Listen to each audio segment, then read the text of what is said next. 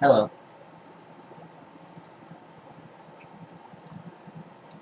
I didn't know you were in the wrong chat. What does that mean?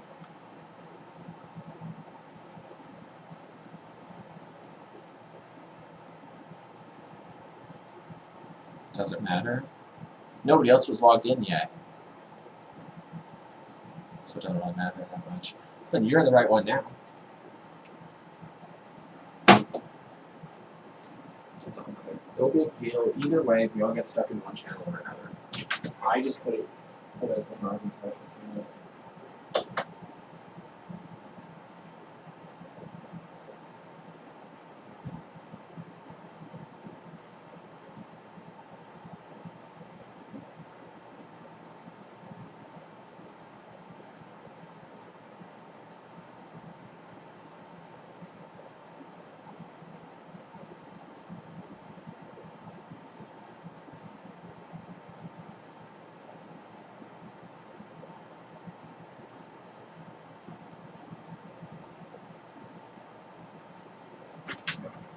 So, I don't know. I assume if he decides he wants to show up, he'll show up. If not, he won't. Right now, we've already invited those other two people, which I'm not 100% are going to play. One sounds like he wants to, and that's Mitsu's friend. But, if they take place of Fender, they take his place. If not, then, he holds dibs on his spot if he actually wants to come back. He's a great guy.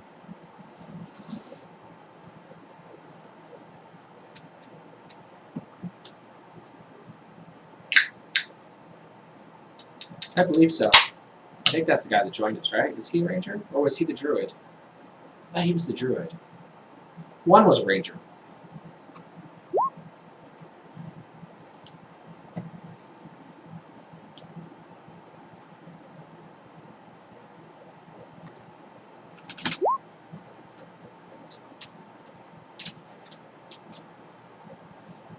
Yeah.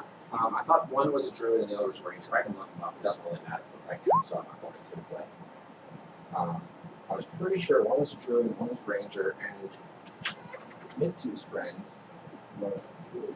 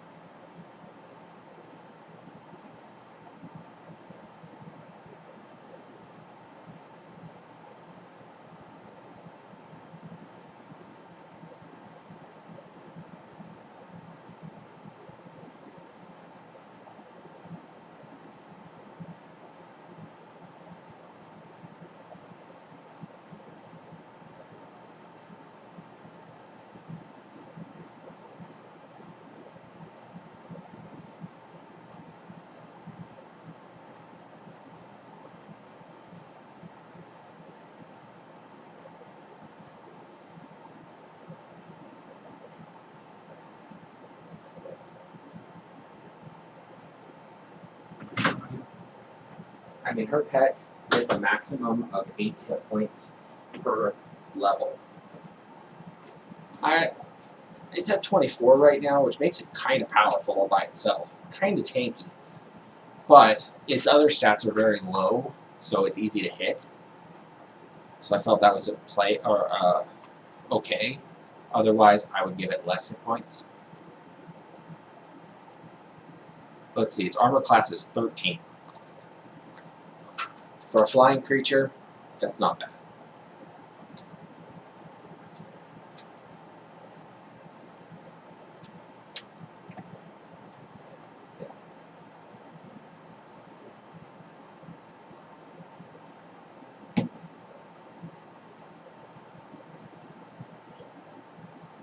And I'm going to implement a new rule.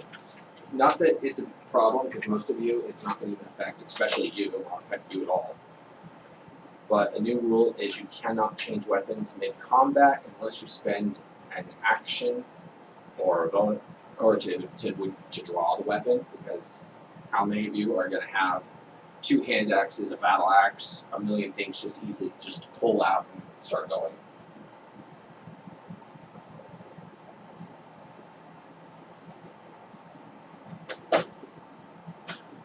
Pretty much, she's never going to change it anymore.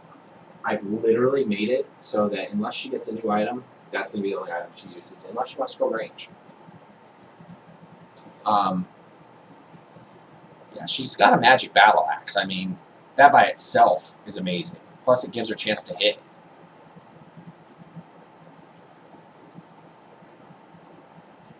Right? I'm tired of not having... Go ahead.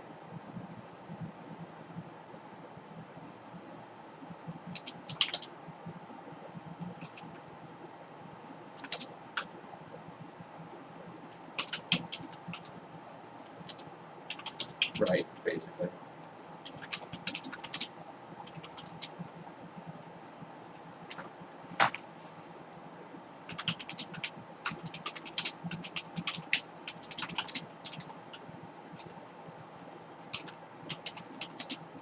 Right.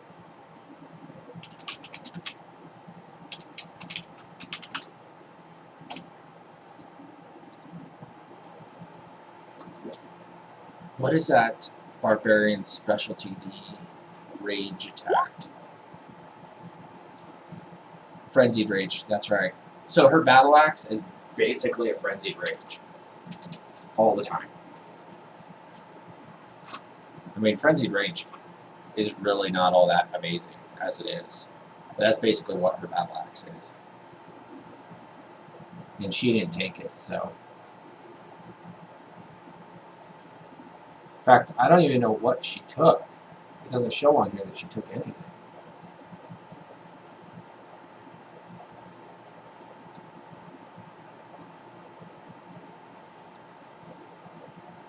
She never chose her path.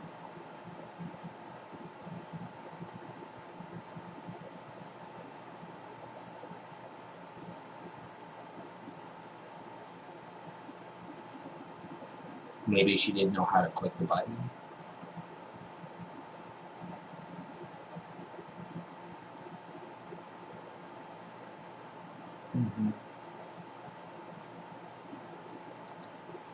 I don't know how to put her on the Berserker path unless she levels up again.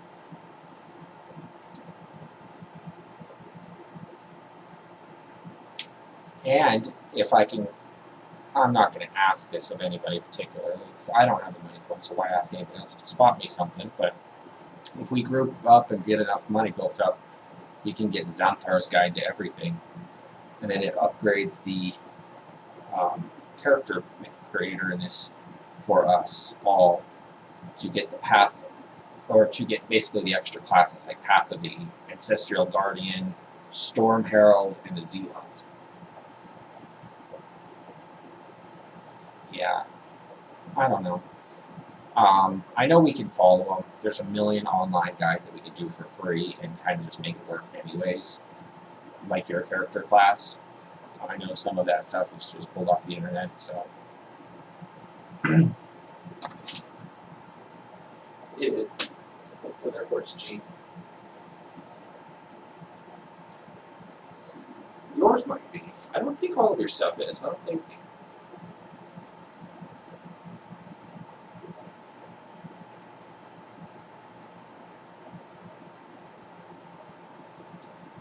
There's a.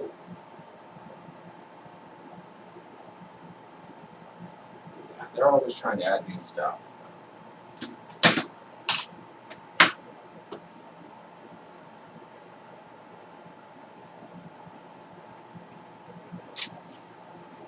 Yeah. So it's just like their website. Whatever they're going to charge on D&D Beyond is pretty much the same thing as what Roll20 is going to charge, minus for $1 or $2, something like that. It might fluctuate a little bit, but not much.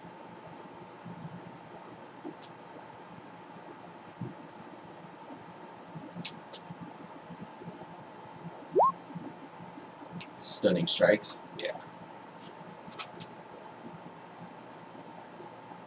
So, just by watching Critical Role, granted your character's a little bit more beefy than theirs, but some of the monk abilities have a high chance of just not working. So, although they're really cool and sometimes helpful, kind of like Christy, she's always trying to do the detect magic and pull off a school of magic. I'm like, do you really think I actually go through and plan all my magic traps and try to decide where in the handbook they fit under a school of magic? Really? I pull it out of my butt sometimes and just say that was there. I planned that. So,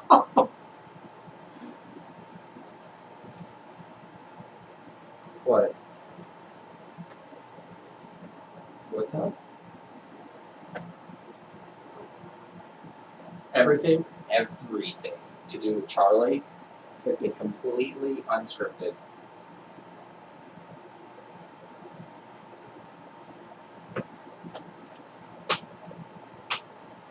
Yeah, I plan a lot of stuff, don't get me wrong. There is quite a bit I do plan ahead of time.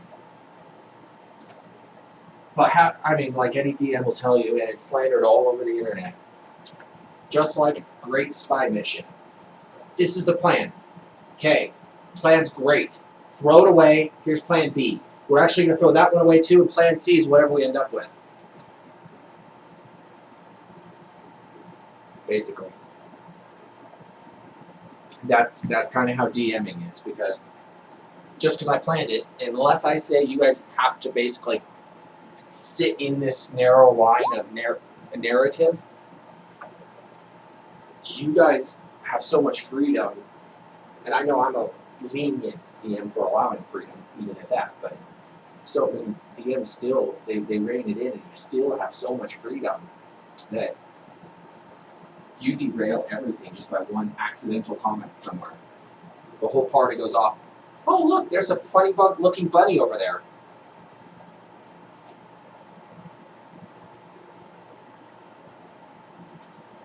Yeah.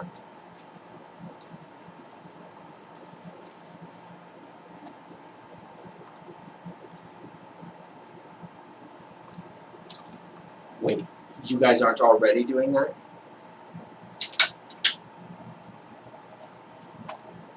Now, I remember, what was it, like the first half of this game, Grim kills everybody for no reason?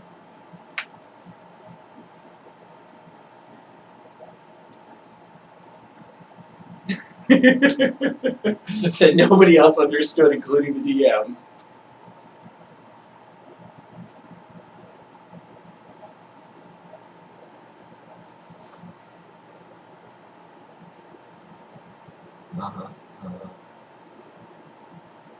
Trying to.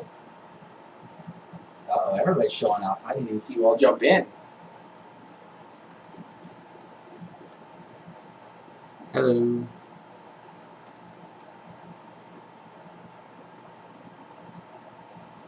Yeah, he killed Solaris.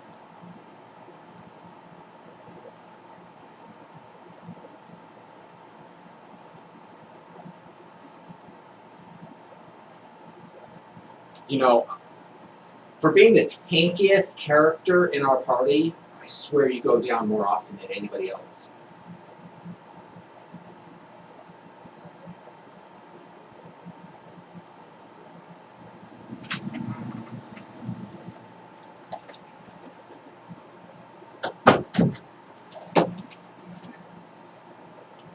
Versus Mostly innocent person.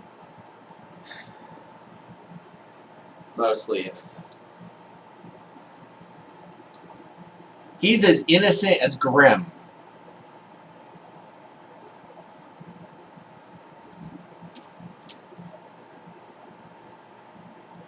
That's not the point. You've corrupted him pretty hard. He does anything that Grimm says. Oh, look. Grimm stares angrily at mirror. Fireball. What? Yes. So, yeah.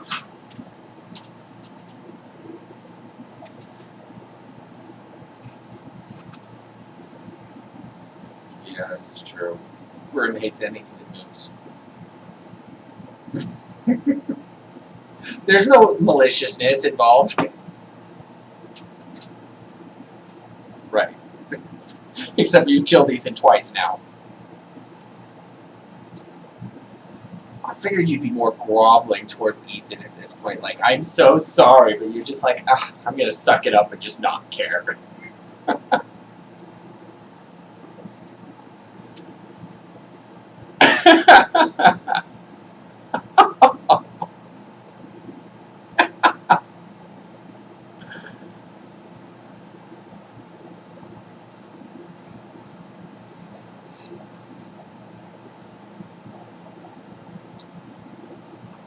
Right? You know, I'm actually surprised that out of all the pictures we acquired, we don't have one of Telos dancing on all of these hands that are jumping up trying to kill him. I mean, seriously, that was the most epic thing ever. Solaris nearly dies in this picture. Telos doesn't get hit. He's standing in the middle where Solaris is... Yeah.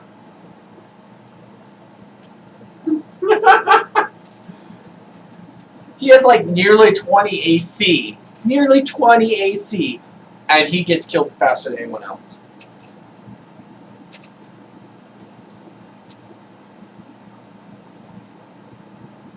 Yeah. That was great. Well, you have the second most, if I'm not mistaken. You two have the top. Everybody else is like 15 and lower. And yours is only high because you're recently equipped a shield, if I'm not mistaken.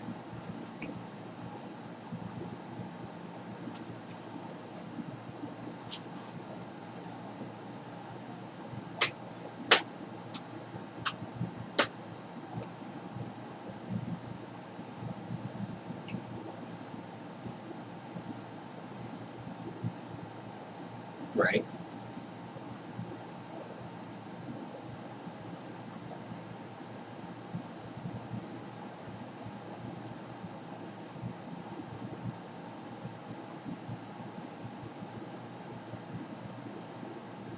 Pretty much. Yeah. Sounds like you're not going to die quickly. But I might have to change that.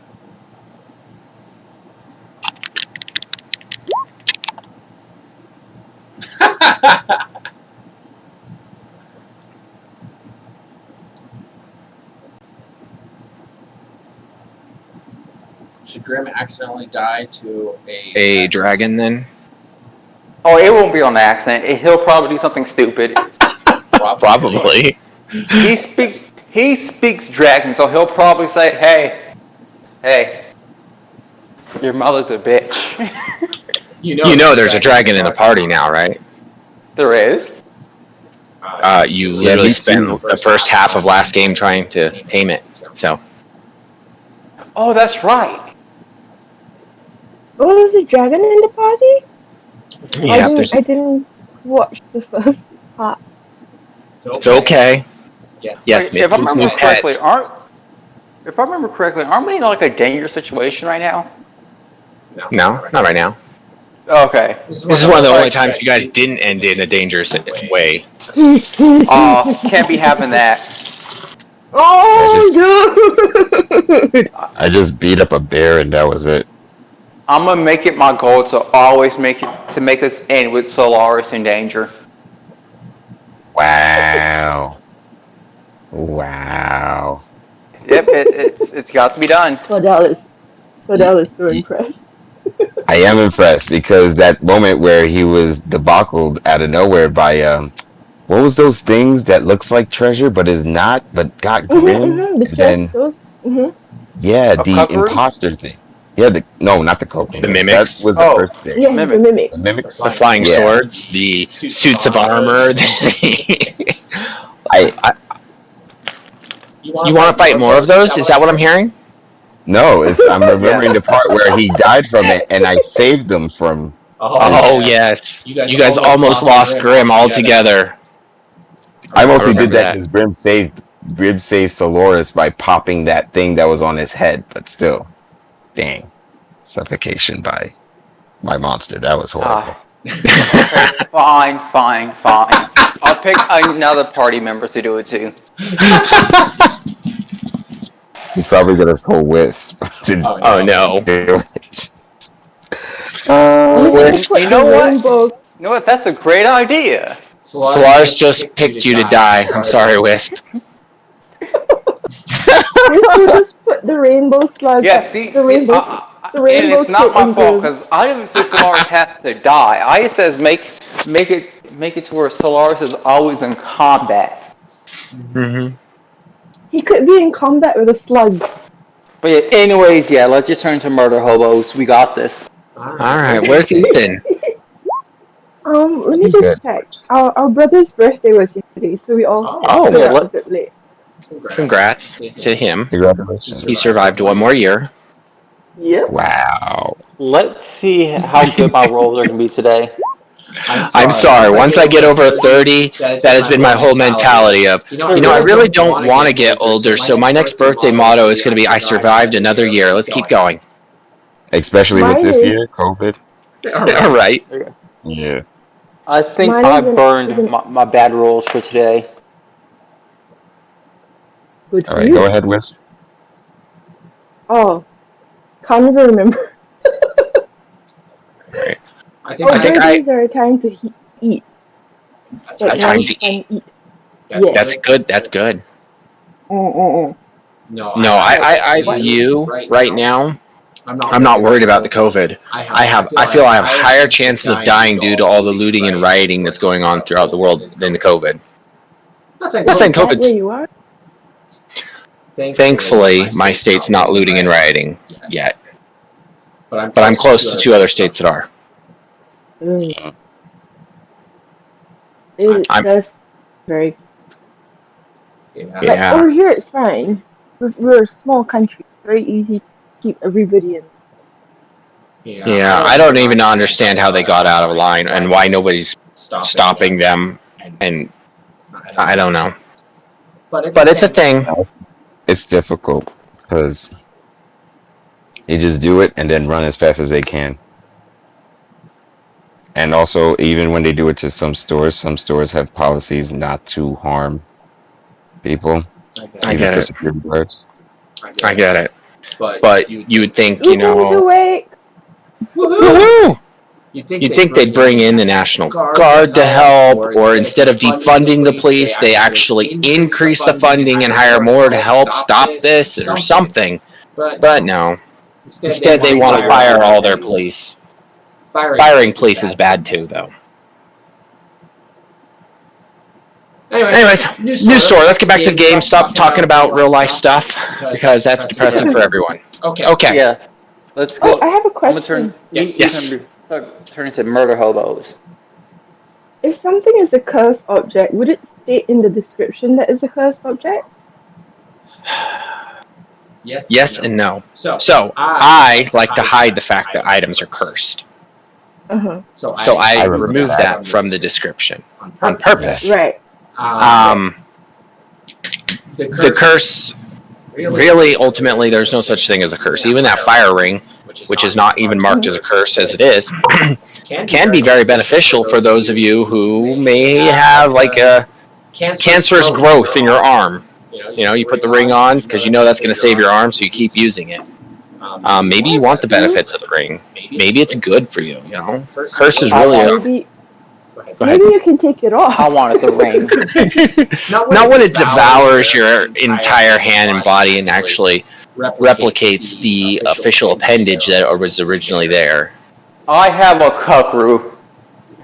I might as well just start racking up on the curse things.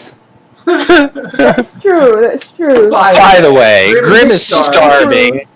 It's been a few days since he's eaten. Wait, but I still have to eat sick things? Mm-hmm. Oh. Well, since we're in town now, you can ask someone to generate some poison for you. That is right. I'm sure you can find some sickly rats.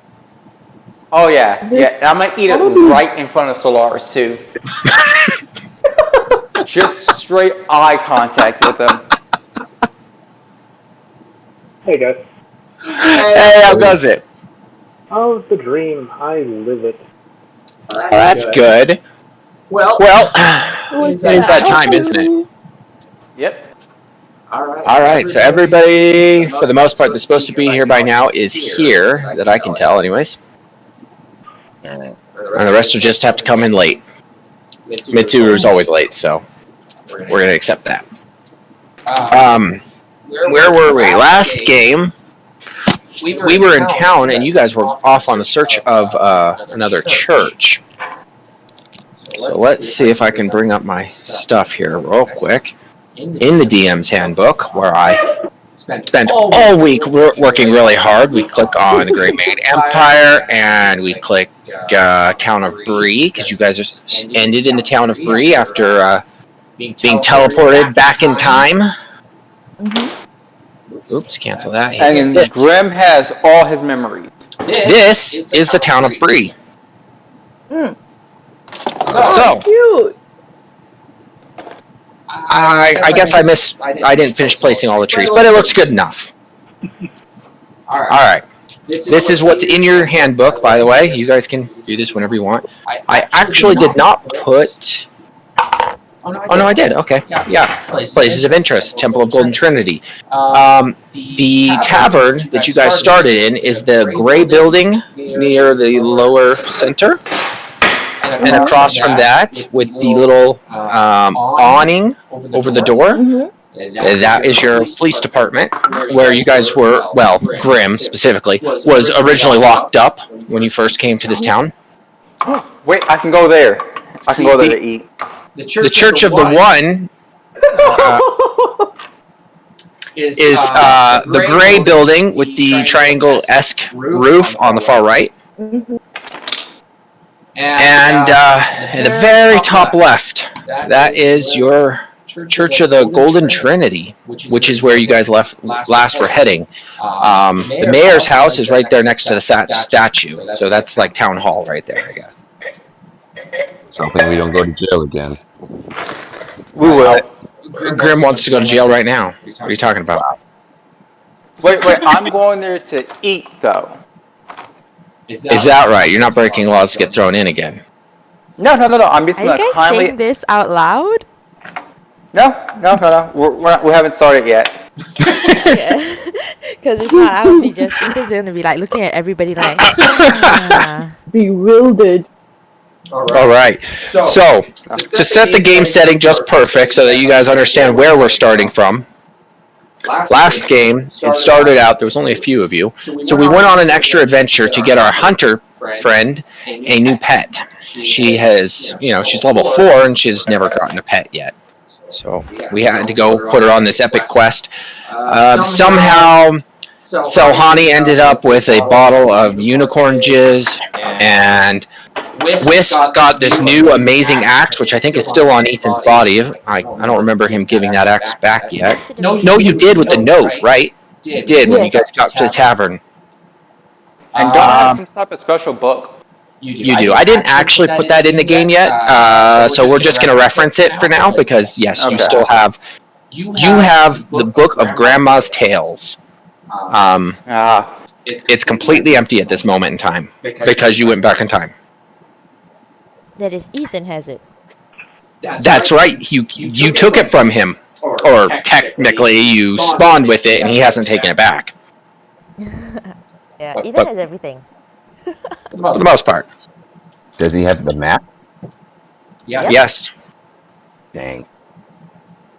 I mean, Ethan also drew the other map, or like remembered the map, so Yep. that's cool. That's right. That's right. And you burned your map, so Most of there's that. Or most of it. There's that.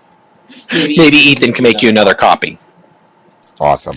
So anyways, you guys, everybody except for Eric here, who wasn't here for all but one of the bar games, ended up with some kind of magic item. And I'm sure if he needs a magic item, you guys got plenty of fire in a bottle or something sitting around for him to have.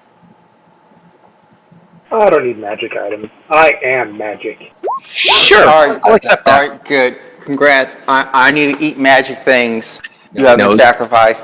You need to eat poison and diseased things, but we'll get to that later. Eric, because you weren't here, so you know your character was originally transported back to your time frame. You were sent back into the wilds where you were found before Charlie magically teleported you in to help this team. That's a funny way to say kidnap, but yeah. Yeah, Charlie's amazing, isn't he? So, when you guys ended up back in town, you, Eric, specifically realize you are actually in this town of the Golden Trinity. You have never once laid foot into this church, and except for you do happen to know the three gods as part. I don't know your character's actual backstory, but being the fact that you're a ranger, I'm going to just simply say you probably worship one of these three gods. So, if we reference quick handbook here, and you click on religion, wherever it is, there it is, under Golden Trinity, you can pick one of the gods. Most of our people are actually currently following Trigon, I believe it is. Trigon? Anyways, they all know. Go ahead and read up if you would like. For Here me, it it's is. Tarlin, which makes more sense. Tarlin. He's a ranger. But Tarlin. There you go. It was Tarlin then.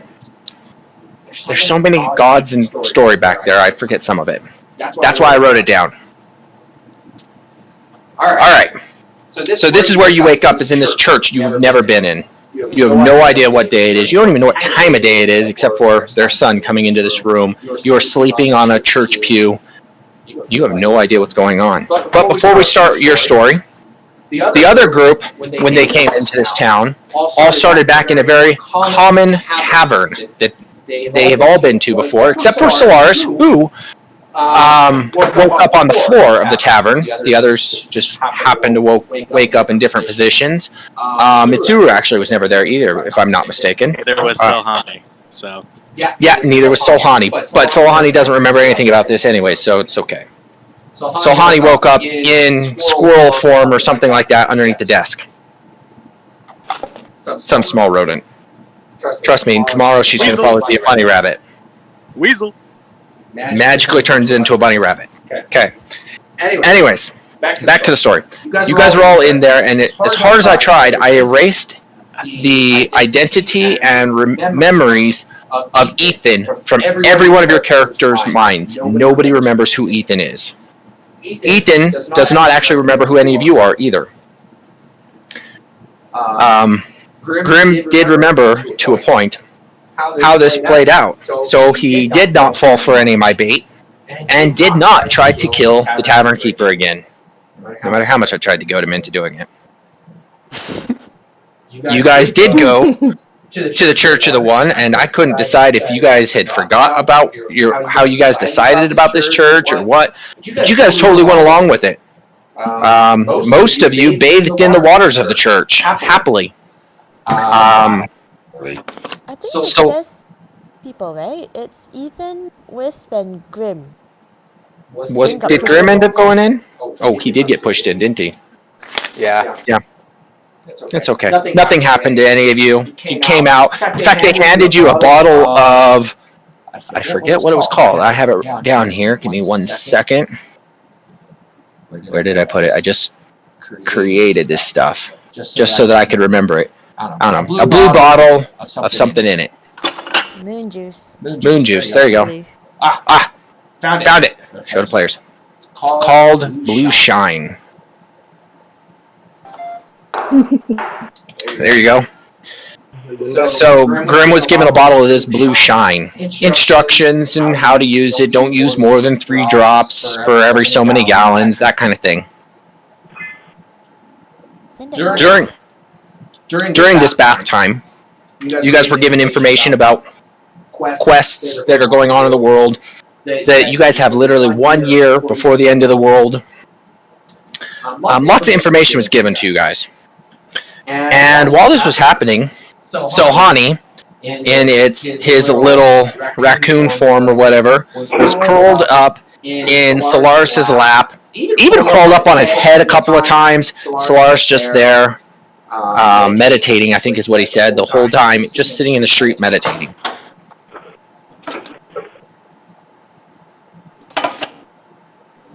Yeah, I was asking the Kokoro questions, yeah. Yes, that's right. All right. So, as far as the party knows, you guys should be...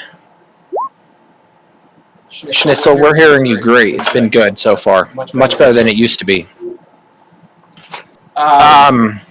So now that we should be caught up to roughly where you guys were all at. Hopefully you guys have been taking notes. I was noticing your journals are all still empty.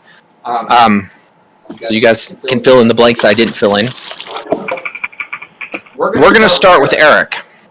Just to see where the story goes from there.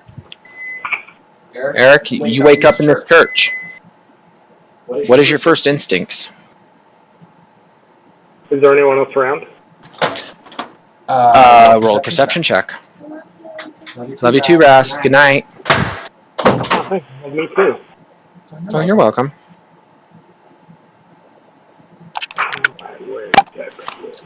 Speaking of this, Eric, I will be putting your character's icon on our Twitch channel later. We just don't have one yet. How does this sound, just out of curiosity? A bit loud for me. I could turn you down, but it's good. Sounds good to me. Alright, cool. Alright. So Eric, with a perception of 11, you wake up very groggy. Things are blurred. There's, to your eyesight, you believe there's a person, a robed person standing maybe on the far wall. It's completely motionless.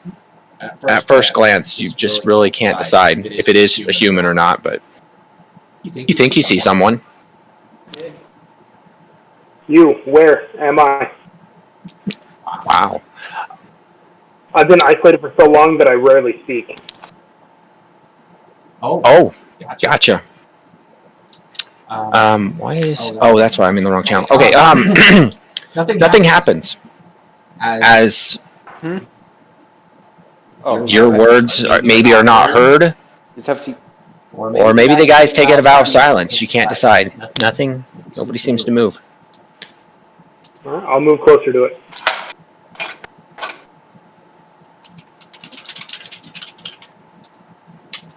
Oh, what's over here? Here you go. Does my vision get clear when I get closer, or? Yes, absolutely. As you start moving, I'm sorry, I was trying to multitask here. People are asking me questions. There is, as you start moving around, your vision completely clears. You can see the building. It's actually quite a large building. There are about 6 rows of pews, or seats, whatever you want to call them, on each side, two sections. And at the far corner, near the very front, there is a guy. It looks like he's dusting a book, maybe. Not really paying attention to you. I'll make my way over to him and tap him on the shoulder. All right. As you approach him, and he starts getting the sense that somebody's coming around, so you reach up, tap his shoulder as he turns around to face you. this very old, haggard-looking man, clearly wearing priest robes. He's got a very large belly and a goatee. And he looks at you and says, "Boy, is there something I can help you with?" Where?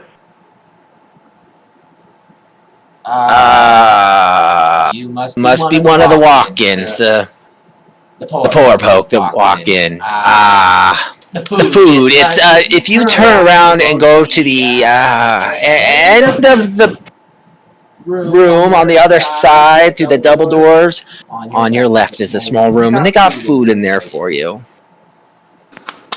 I like food. I'll go to food. Whatever gruel they're cooking today. And I'll go eat me some food. All right. All right. So you walk off, and as you go exit the double door, you see that there's actually many very ragged and poor-looking people standing around, looking for different odds and ends. Some with trays and bowls, and some with goblets, and the food. I mean, if you're very hungry today, which I can't imagine when the last time it was you were eating, I don't know your character well enough. But if you're like the rest of the party, you haven't eaten in a while. Charlie's a very ornery person. And so this food just looks amazing. I mean, we're talking about like a runny bowl of snot that just, you are just so happy to see this food. Your hope, it looks like Cheerios to you. The drink is green and chunky, but everybody else is drinking it like it's the most amazing thing. It gives you the same feeling of it's got to be good. It gives me a feeling of it's got to be good, but it looks not so much. That's right. I think I'll start for a little bit longer. We'll go ahead and leave the church. Okay. Yeah, I'm a druid. I spent the last 70 years out in the forest by myself, so. Fair enough. Okay, so you start heading out the church, and we're going to go back to Ethan and his party, because I believe when we last left them, they were heading towards the church. Have you guys decided if you have officially left the Church of the One and have started heading out, or what is your guys' plan?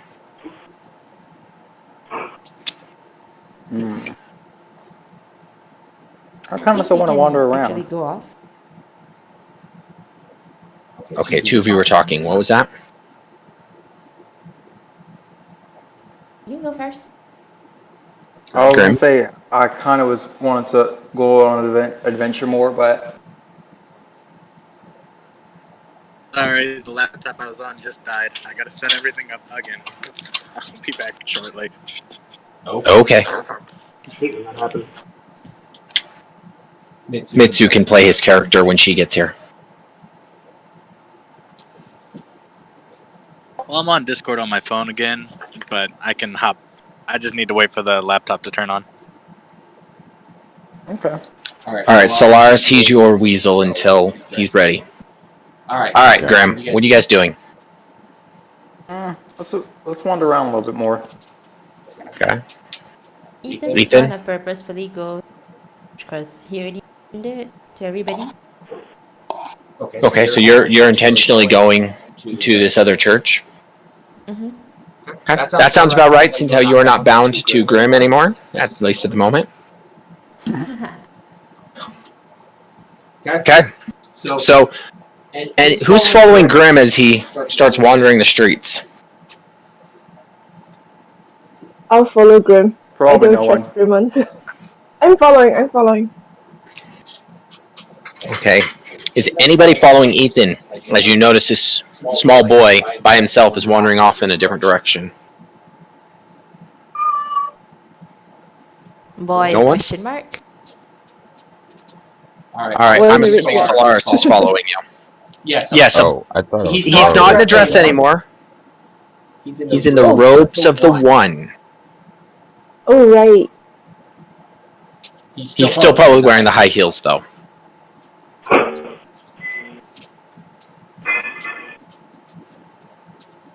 right. Yeah, Solaris he should be in a forest area meditating. I don't know if Okay. he's with you guys. Oh, Oh, I thought you were still outside the tavern. Oh, You could be in a forest if you want to. I just thought because you had originally just walked out the door and sat down outside. oh. Yeah, I meant to say forest, but I didn't say that, I guess. That's okay. If you want to be in the forest, that's fine. You go play in the forest.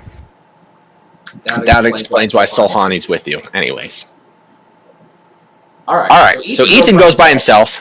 Ethan, because of your powered walk, when you get to this church, I'm going to say you do happen to catch Eric's character. I got to remember. Which one were you? Were you the Rangor? Yeah. Okay, so I'm going to have to start calling you by character's name as well, just to make sure we got it all on correctness for everyone. All right, so you are Rangor. Just make sure I got everybody pulled out here. Perfect. Okay. Peter's not there anymore. That should be the team. All right. So you do see Rangor coming out of the church. You've never seen this guy anywhere, so it doesn't really mean that much to you. But knowing it's Ethan, are you going to stop him to have any kind of chat with him, or are you going to just continue going into the church? What is he again? What is his race? I'm a dwarf. A dwarf.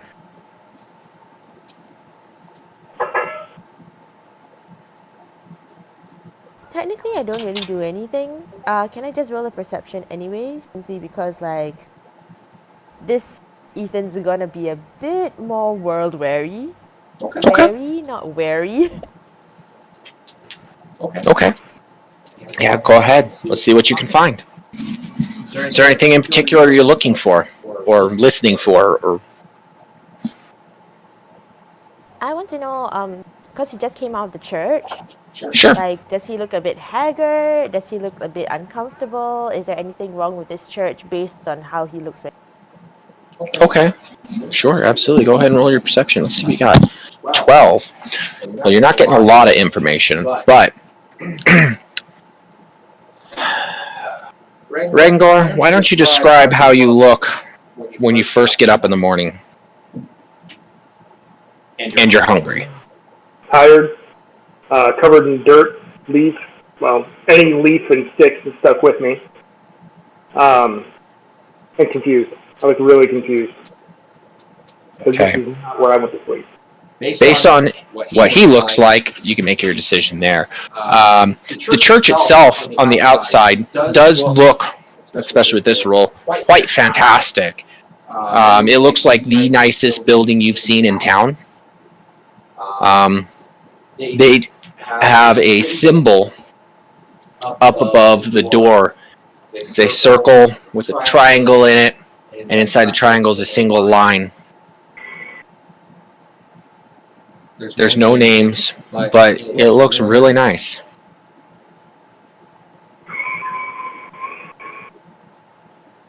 So, Ethan's gonna smile and nod at the dwarf as he walks in the church. Okay. You're just gonna smile and nod at him in passing and walk into the church. Not a problem. As you walk in, you are greeted by several monks and acolytes dressed in very gorgeous robes. I mean, even for a man, they look really well made. They're white, very clean. They have gold trim down there, and they have each one may have a different symbol on it. Like one's got a rose and one's got a thorn. You know, you assume that these symbols might have something to do with their rank or maybe the god that they pray to. But they all look very, very nice. There's about 12 of these people. They just walk up and greet you. Ethan's gonna greet them back. It's polite that way. That's right. All right, so one of them specifically says, "Young boy, I understand that you seem to pray to a different god than ours. I understand Silas is, there. But if you have come to us, we don't push our religion upon you like they do.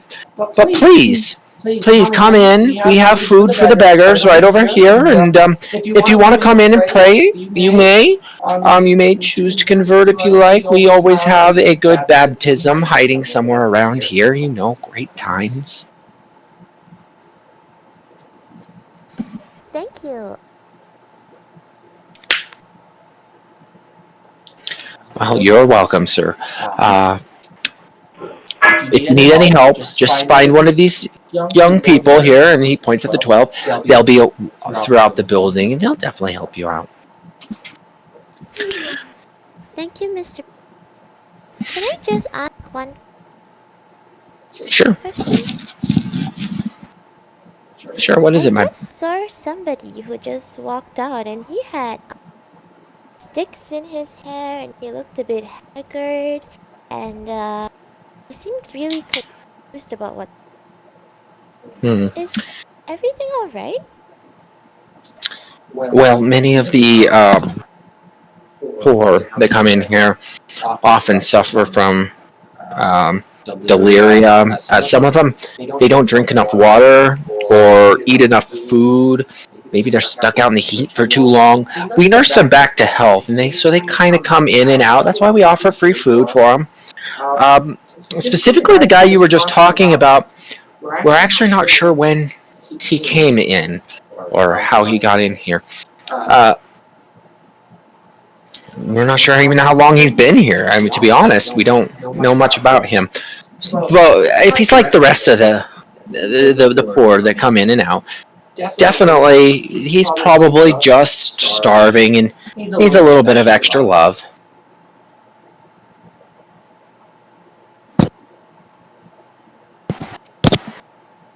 For my other question, Sure. do you know about myth of The Wall of Mist? Well, our god Trigon teaches us that everything was created for a reason and is here for a reason, and it's quite possible that he created it. But there are three gods upon our religion. May they all be holy. Murmuron, he is, well, Murmuron is a kind of more of one of those evil style gods. They don't like life. In fact, they're like the opposite of life. And so many things that are created in this world that are harmful or evil may have become of this person. And we don't know which is the mist. The mist seems to be of both. So we really wonder if it's not our chaotic gods doing. See, the problem is I can tell you very little about the mist, for very few people who go into the mist ever come back with their mind attached, which is a downside. So that's obviously a problem. But there are creatures that are born from the mist. Minotaurs, dragon turtles, fairy gods, you name it, all kinds of stuff come pouring out of this mist. But just as the mist brings life, it also takes it away.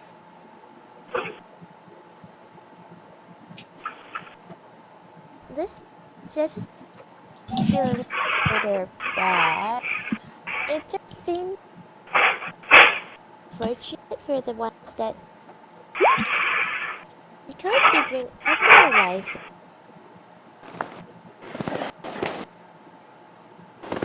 I missed something there. You were really quiet. I'm trying to turn you up.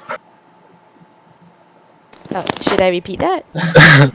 Perhaps. Okay. So he said something along the lines of, So the mists aren't particularly very bad. They might be bad for the people and the creatures in this world at the current moment, but more stuff is coming in, so This is right. As far as we believe, my son, this is the truth. All natural things are placed on this planet for a purpose. Alright. Alright. So in this case, you don't particularly know where the mist comes, do you? Well, Because the other church mentioned there's 9 beasts and a dragon called Kebab. so we do know that revolving around certain 9 beasts, the mist is at its strongest. These beasts do leave the mist, but they frequently enter the mist, and it is as if it's their home. It does not seem to affect them in any negative ways. And so there is a belief out there by many of our kings that they are the ones that created the mist.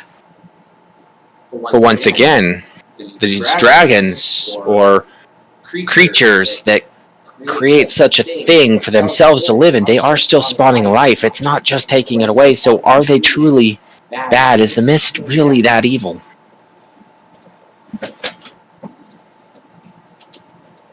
And they also said that mana is basically magical.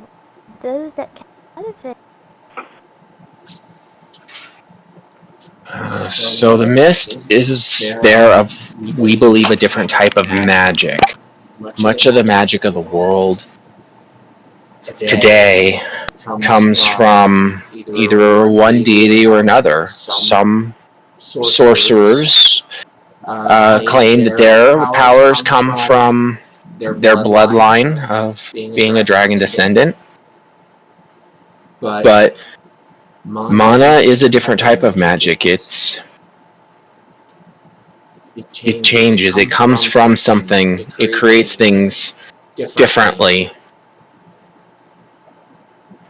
It's different. It's something new. We don't know how to handle it. That is.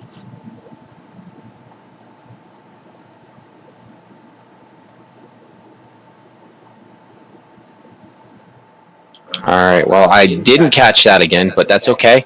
We're going to go to Grim real quick while you think of more questions if you have some.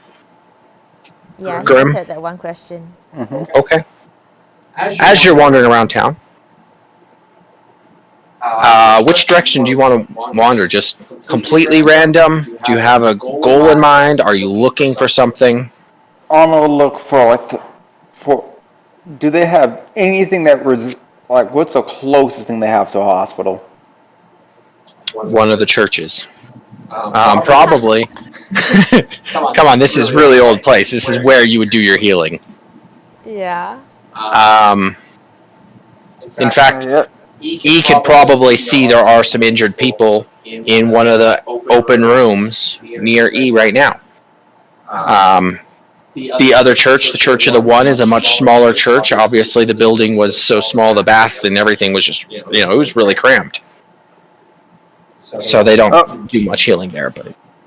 Yeah, I'm just gonna go to the church then. Okay. Ask if they have any, like, poison or anything. Okay. As you start wandering towards church, go ahead and roll a perception check for me. Perception? Okay. We're just going to see if you can smell anything with your new sense. And while you're doing that, and I decide, Solaris, you're out playing in the forest, meditating, talking to your cockaroo, possibly entertaining Solhani by throwing a stick or something. Very simple-minded creature. Yeah, I did that. You're not simple-minded because it's a weasel, all right? I would love to see a weasel chase a stick. That'd be hilarious. It's probably happening. Welcome back. Nice roll. Mitsuru, because you weren't here for the first part, I'm assuming that you're out playing with and near, at least within visual sight range, of Solaris, who's just outside of town in this forest. And you both start to notice that there is someone coming near you. Small, short-statured person. A little hard to see from your distance, but from what you can tell, it looks familiar. Gee, I wonder who that could possibly be. Couldn't tell you. So I start asking the Kokoro questions and ignoring the person walking by. I figured you might say that. That's why I gave you the option. I'll let you ask. All right. So there's been something dawning on my mind, Solstice, ever since I got the since you came in and decided just sort of cohabitate with each other, I guess.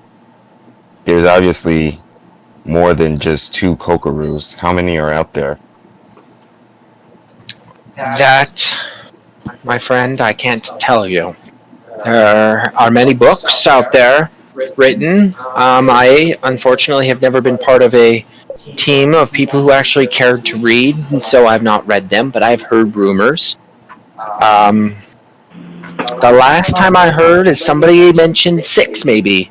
I'm not sure. Maybe there's something you can look up.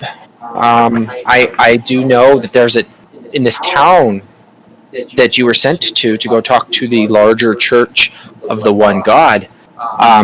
There is a little library out there, and in this library has much information that may give you this answer.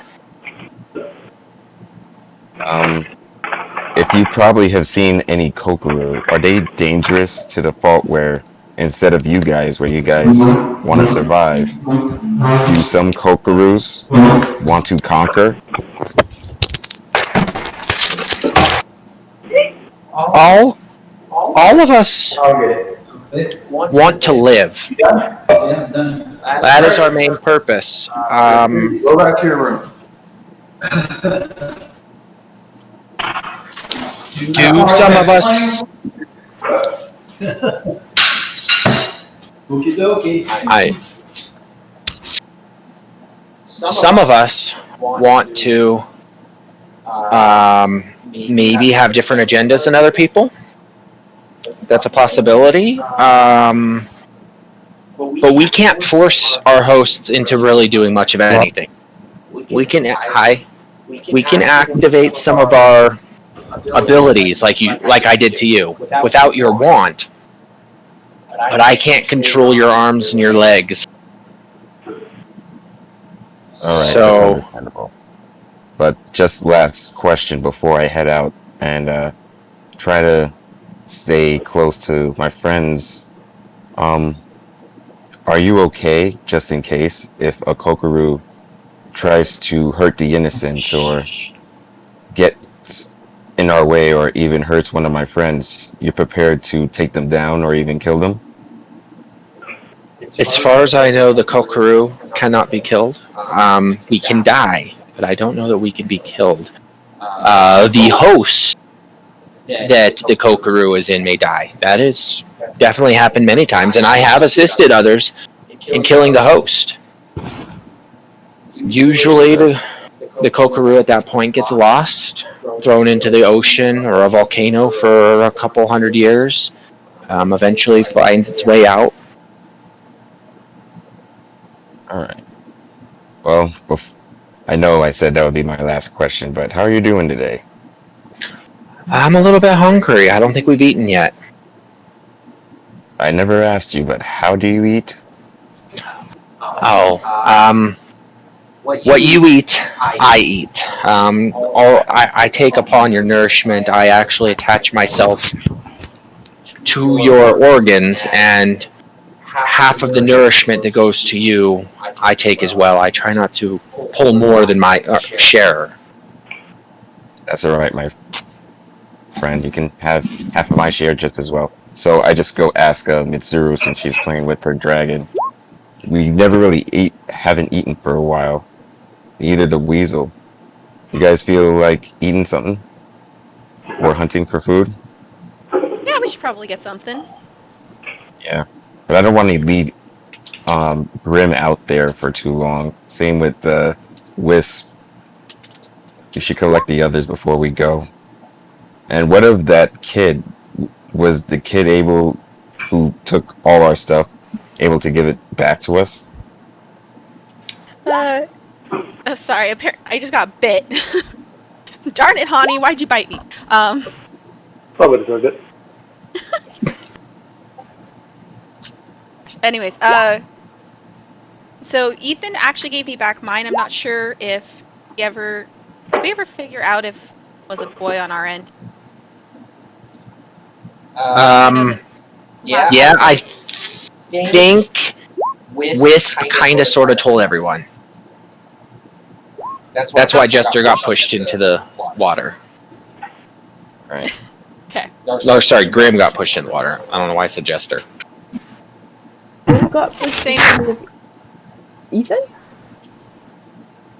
I thought Grim was just being dumped in because people at the monastery has no sense of like personal space. Well, you know, stuff happens. I'm pretty sure that somebody, or Wisp knew, I know Wisp found out it's a boy for sure, and felt bad or something and wanted somebody else to do it. The monk knew, so the monk Grim did not know. Yeah, Grim didn't know which. Yeah, Grim had refused because he refused to get in the water with Ethan because he didn't know he was a boy. Mm. But Grim got pushed in anyway, landed between my legs. Yeah, Grim got knocked in. I'm the only one that didn't get shoved in that water because I dodged. Grim. Grim, All did right. you have your eyes open? So we're still not sure what Ethan is. So I know Ethan gave me back my bow and has given Wisp back his hammer or his axe, but I'm not sure if Grim ever got his stuff back from her. Yeah, we have to see to get our stuff so we can send a boy on his way. No, I think we're gonna keep him with us. We don't want him traveling alone. Grim was already talking about that, and I think he's up to actually traveling with us.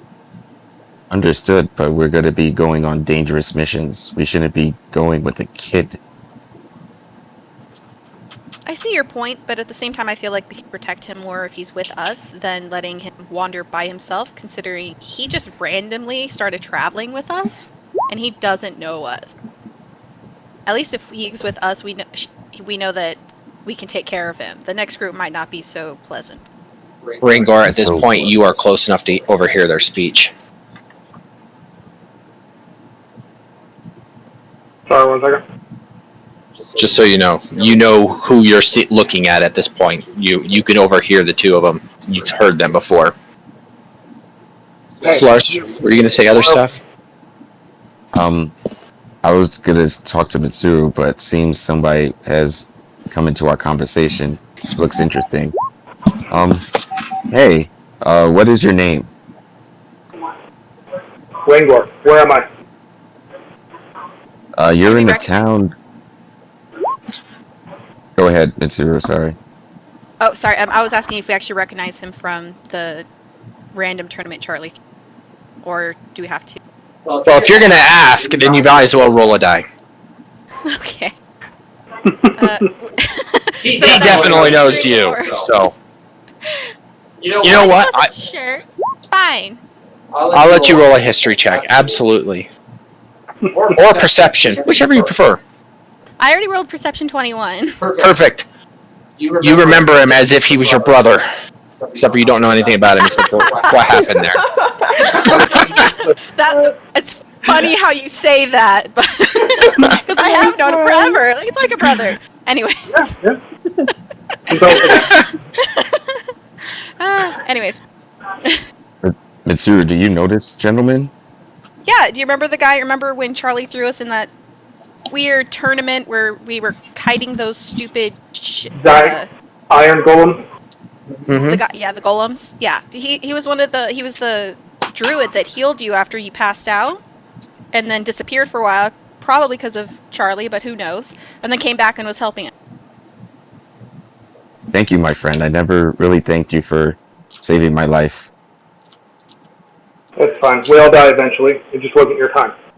Where are we? Yeah, like I said, we are in a town that we normally are to get missions or quests. My bad, not missions.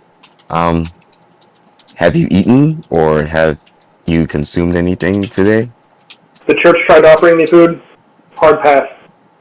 I was in the forest, and then I woke up in an arena, and then I was out in the forest again, and then I was in a church. Who's teleporting? It I'm gonna might go be with probably someone that we know. Charlie. The Yes. obnoxious little gnome that we've all tried to hit. He's actually succeeded in hitting. It's been awesome. Yeah, he likes to mess with people. But hey, you're welcome to join us again. Okay. I'll join you until I can find a way to get. Right. So we're off to find food for not only your dragon, but for this adorable little weasel and this new friend of ours, Ragnar. Rangor. Sorry, Okay. I'm bad with names. It's fine. N before G. Okay, Honey, so this is our new friend, okay? Oh. Hi! How are ya?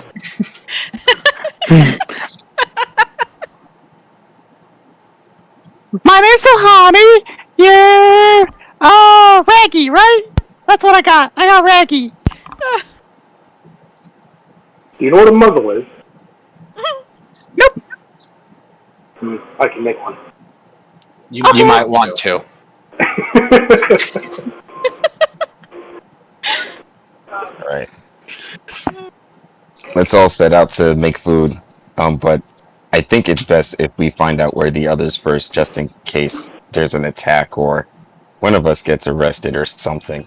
I was going to just mention exactly that. At this moment in time, you guys must realize Grim does not to be found, and Wisp is missing, and Ethan's gone, and trouble's bound to begin. So I put the earring in my ear, and I try to talk to Grim.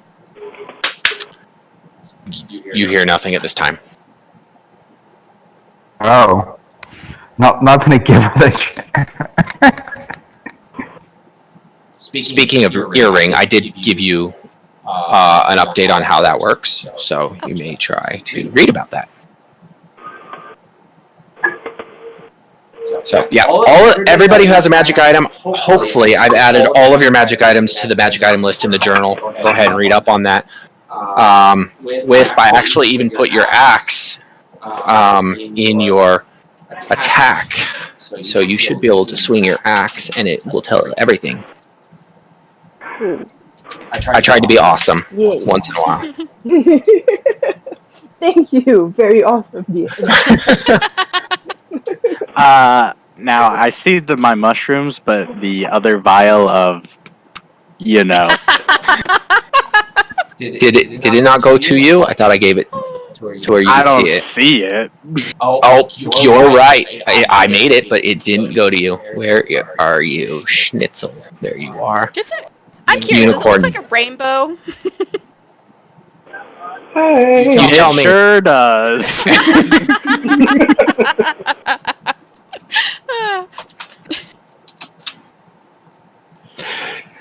You think I make this stuff up? I mean, come on, it really exists. Now. I'm sure. Somewhere. I don't know what's going on, but it doesn't want to pop up. Oh well. Oh, it's so cute. My battle axe of rage comes with an exclamation mark. Awesome.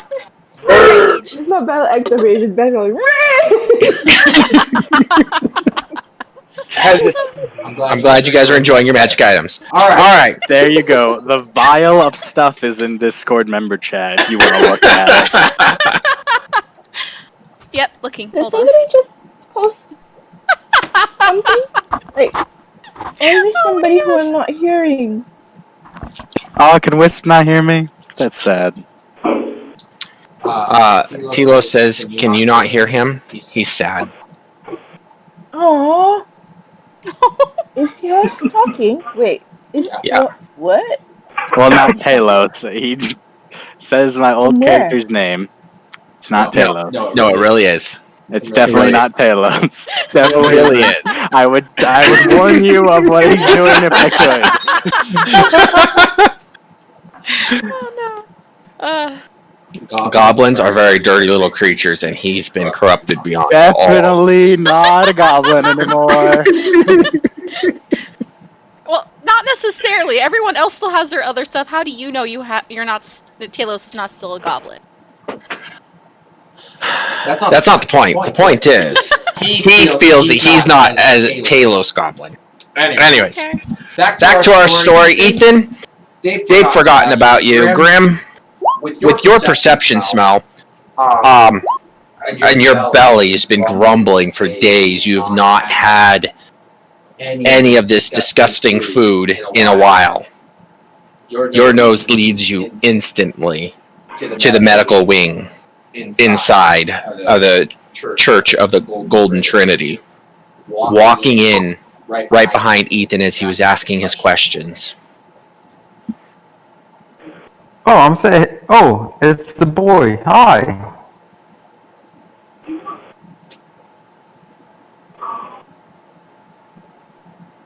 Ethan, are you there? He's ignoring me. Wisp, Ethan died again. No, I muted myself. Okay. I was gonna say Grim killed him already. I was curious, you know. That's fine.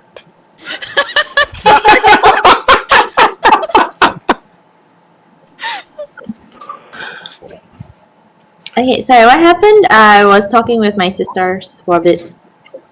Grim just said hey. Okay. Ethan goes, "Oh, hello, Mr. Grim. You're here for..." Food. And then he's just gonna go back to looking around. As you mentioned food, one of the brothers with a flower on his chest walks up to you and says, "Oh, my son, please follow me right over here with all these people. There's plenty of food in this room, and to be honest, your nose does get a whiff, a very decent whiff from a few of these people. It definitely smells delicious." I'm gonna lick my lip and say, yeah, perfect. Follow him. Walk right into the room. You can pick out, and I'm gonna roll a die here just to see. Three. You can pick out 3 people that are definitely diseased. There is an older gentleman, probably by your perception, looks like he's not doing so well. He's very old, gray hair, wrinkly skin, walking on a cane, limping one leg. He's probably not going to live very, very long. There's also a young boy who's very spindly and ragged, like he's been living on nothing for a while. Kumquat. And a kind of middle-aged woman with long golden hair, bright, nice, shiny green eyes, big pointy ears, and long brown hair. I'm gonna look around to see if anybody's watching the old man. Mostly everybody is looking at their own food. They're not even really talking to each other. Ethan's probably looking at Grim, though. Oh, yes. Ethan followed Grim into the room. Like always. I'm gonna get a cup. I'm just gonna get a random cup. Okay. And then I'm just going to try to sneakily poke the guy with one of my arrows. Poke him with an arrow. Oh, wow. Okay, first of all, roll a stealth check. Okay. Mind you, this is going to be a really hard check because this guy himself has got to not realize that you're stabbing him with an arrow. Gently prodding with a pointy arrow. I just need his blood. Just a second. You just need his blood. Wait a second. No. Never mind. I don't. Wait, no, I just remembered. I don't need this. Give me a second. Oh no! I'm gonna point my hand towards myself. Open my mouth. I'm gonna cast. Where is it? Somewhere. Over the rainbow. 1D. Where? Thought I had it. Yep, here it is. Ray has Oh. You're casting Ray of Sickness at yourself? Yep. I'm just with the mouth wide open. Okay. What? Let's see. Ray of Sickness. Isn't there a way to resist that?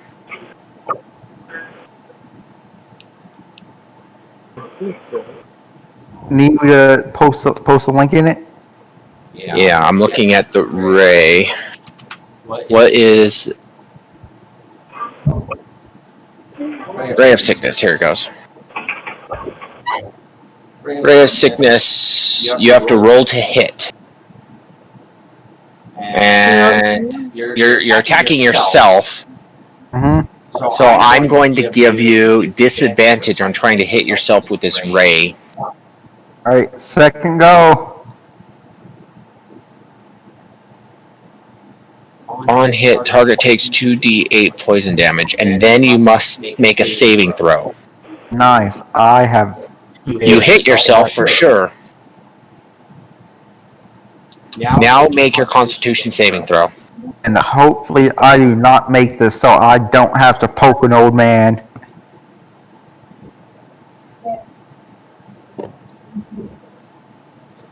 What? You said con save? Con save. Oh no!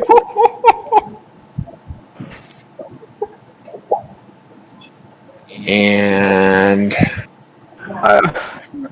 Oh. 12. What is your character need to roll? Your spell DC is 13. You happen to hit yourself with the poison. Yes! In your head, though. And I'm gonna... Wait, hold on. How does that work? How much poison damage are you taking? 2d8. You take the 2d8 damage because you hit yourself, I thought. Ray of Sickness. Yeah, 2d8 poison damage. On failed save, it also poisoned until the end of your next turn. Oh, okay. So there you go. You took 8 damage, 8 poison damage, and you have a voice in your head saying, I don't know what you're planning here, but drinking our own sickness is not fulfilling because you're weakening us just to feed us. Grim is gonna cry.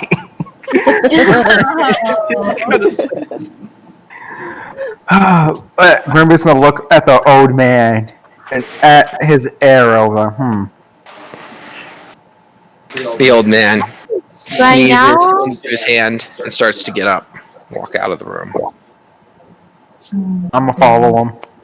Ethan, you definitely watched as Grim totally just randomly cast a magic spell and hit himself. I'm assuming, based off of what's going on through your head, it looks like he missed and it meant to hit somebody else. Not really sure what's going on. Okay, and I can tell that he has an arrow, right? Yes, you can tell he drew the arrow like he was going to do something, and then he kind of is still holding it with one hand, like he might change his mind. Okay, Ethan's gonna go up to him and kind of like touch his shoulder or touch his arm and just like, Mr. Grimm, is everything alright? I'm gonna look at him and say, "Well, see, kid, I have this thing in my head that forces me to eat poison, just so we can stay alive. It's this magical creature." You know how crazy that sounds, right? Ethan eats it up. Ethan believes it. Yes, I believe that too. Oh my god. Yeah. And he's gonna say, "Well, I tried using poison on myself to see if that works. It didn't. So now I'm gonna have to go have that old man sneeze in like I don't know, a piece of clothing or something." Wow. Just Oh, go punch him in the stomach. Make him vomit. But Mr. Grimm, Yes. the old man is sick. I don't think he's been poisoned. Oh, this creature thinks it's the same thing. Sickness, poison. It just needs to feed off something like it. So Something like it. So anytime anybody is sick, then you eat the sickness? yes.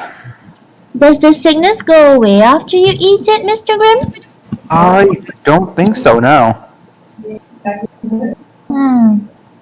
Okay, I'll see what I can do. Wait. What does that mean? And walks out.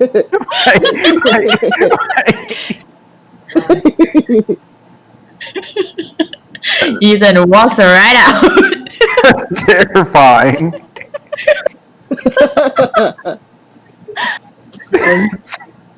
The old man looks at Ethan and says, "Young boy, do you mind getting me some mead? It would be very appreciative. The bar is just down the street, and I haven't had some in some time, and I would most gladly do something for you if you will just please fetch me a small cup." Okay.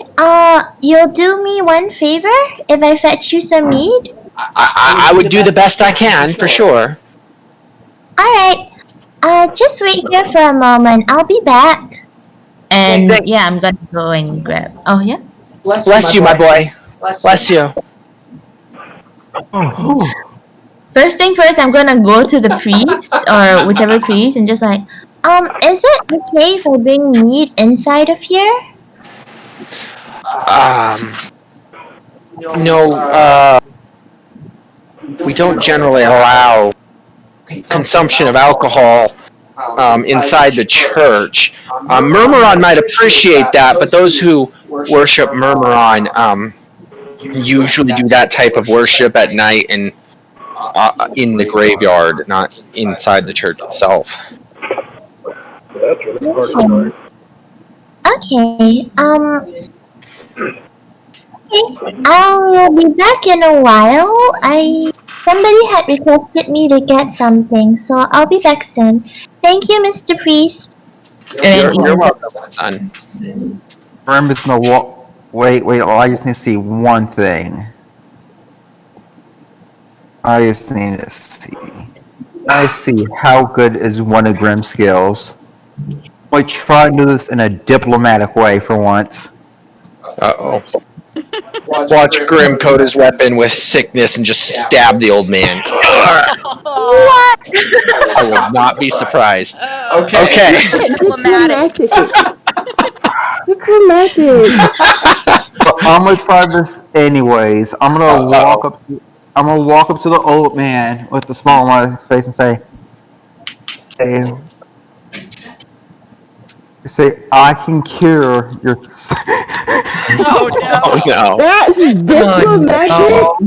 Barefaced liar. Hold on, let's hear him. I can cure your sickness with just a little bit of your blood. Does that sound like a nice offer? The old man looks at you with terrified eyes. Are you one of those Murmuron worshippers? Back, my brother, back! Stay away! Stay away! It's a worshiper of Murmuron! He's threatening me! He's threatening me! I'm like, look, Look, I'm just trying to help you. Go ahead and roll deception. Okay. Oh no. So this isn't gonna be the one time where I try to be diplomatic and hopefully. One time? Remember the boat? That's not one time. Oh my gosh. Oh! The old man is frantic, curling up in the corner. Everybody's eyes are on you right now, Grim.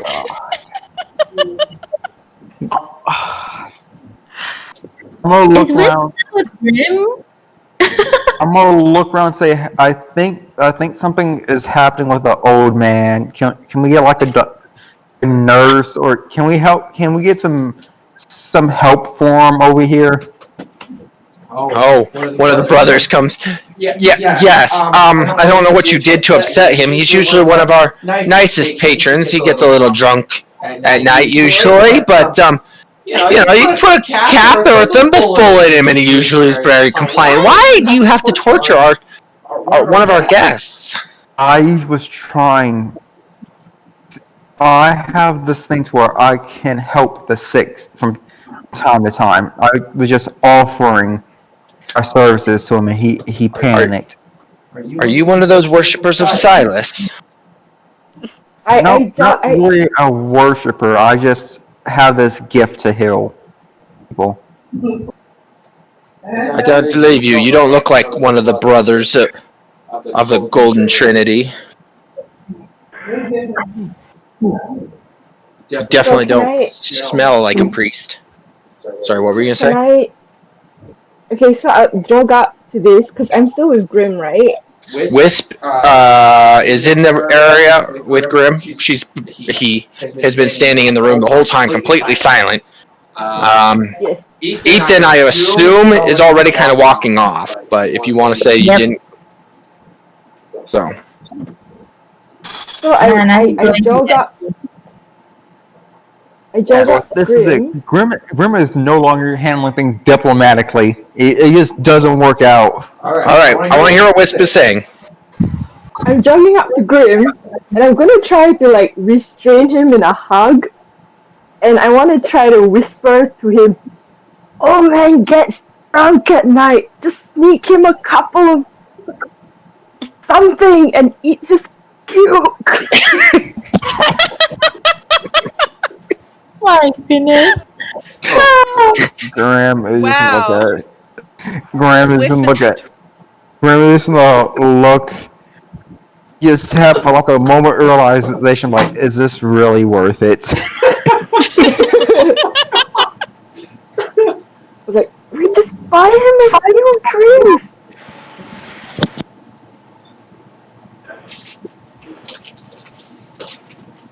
But all right, Jimmy's just gonna nod and say, "Okay, if it's."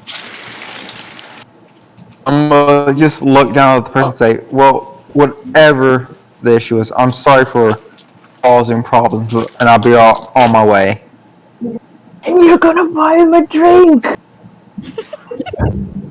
And show him that you mean no harm, and then he's gonna puke. Graham is gonna look down at the old man and say, "Sorry for scaring you. Can't. Is there anything I can do for you?" The old man looks up. Very angry. Gosh darn tootin', you can start worshipping Tarlin from here on out. Once you get over there underneath his statue and on your hands and knees and worship until day 9, and on top of that you can buy me a few drinks to go along with it, and you know what, you should buy a round for everyone else in this room. And everybody looks at him and goes, "Yeah, buy us all around." Grimace gonna think to the cockroach, like, how important is it to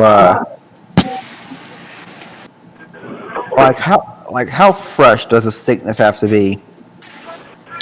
Well, the sicker the person, the better. What if and he just gonna think to himself, like, what about if they're dead? Oh my gosh. You may eat the dead carcasses that you find upon the road. It does not bother me. Does it help you though? Because sickness is still sickness to me.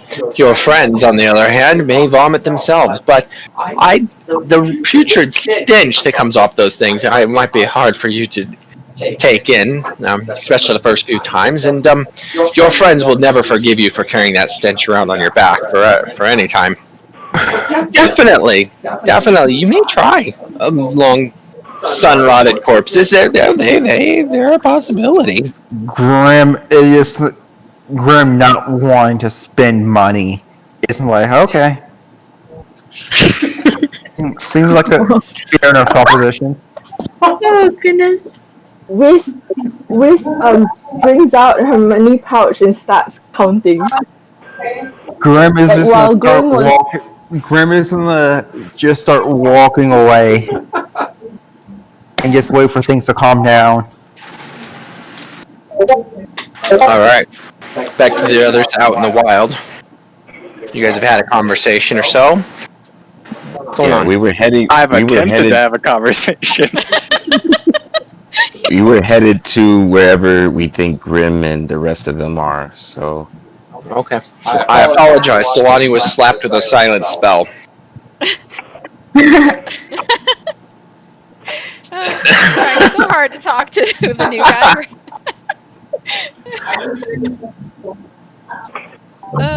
Yes. So Sorry.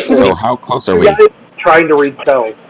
You guys show up outside of this church shortly after Ethan hurries or is hurrying out. You can watch Ethan kind of rushing off towards the tavern, and shortly later you kind of see Grim in his defeated slump come out right as you walk up. So is Grim actually wearing his earring? Oh yes, you're definitely close enough to hear that last little bit of conversation. About him asking you to kill something? Yeah. Yes. Or, yeah. Obviously, you didn't hear the Culkery's side on that, but you did hear it. Solaris, we gotta get in there. Grim's getting upset. We have to make sure he doesn't kill anyone this time.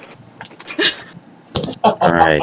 I think it sounds like he's hungry. He's looking for sickness at this point, so we gotta do something for him. Alright, understood. I talked to some of the townspeople and asked them if there's a poison maker or a person with a poison kit that goes nuts. You want to ask the people? Is that what you're saying? Yeah. Okay. Well, you're definitely at the church. You can probably find one of the brothers and ask them that. Go ahead and roll me an investigation. Oh, God. 0 investigation. It's better than negative. That is true. Oh, I thought I pressed it. Never mind. Did it. 14. Not bad. Not bad. Oh, thanks. The people inside said, well, we don't really have anybody who tries to poison people around here. We do have, a few healers inside this building that try to make potions and stuff to heal people, and there's some sick people all over. See, there's this room here, and he points in this room and shows you there's about 4 people lying in bed, and a few with cuts and lashes across them, lots of bandages all over the place. They are not doing well, most of them.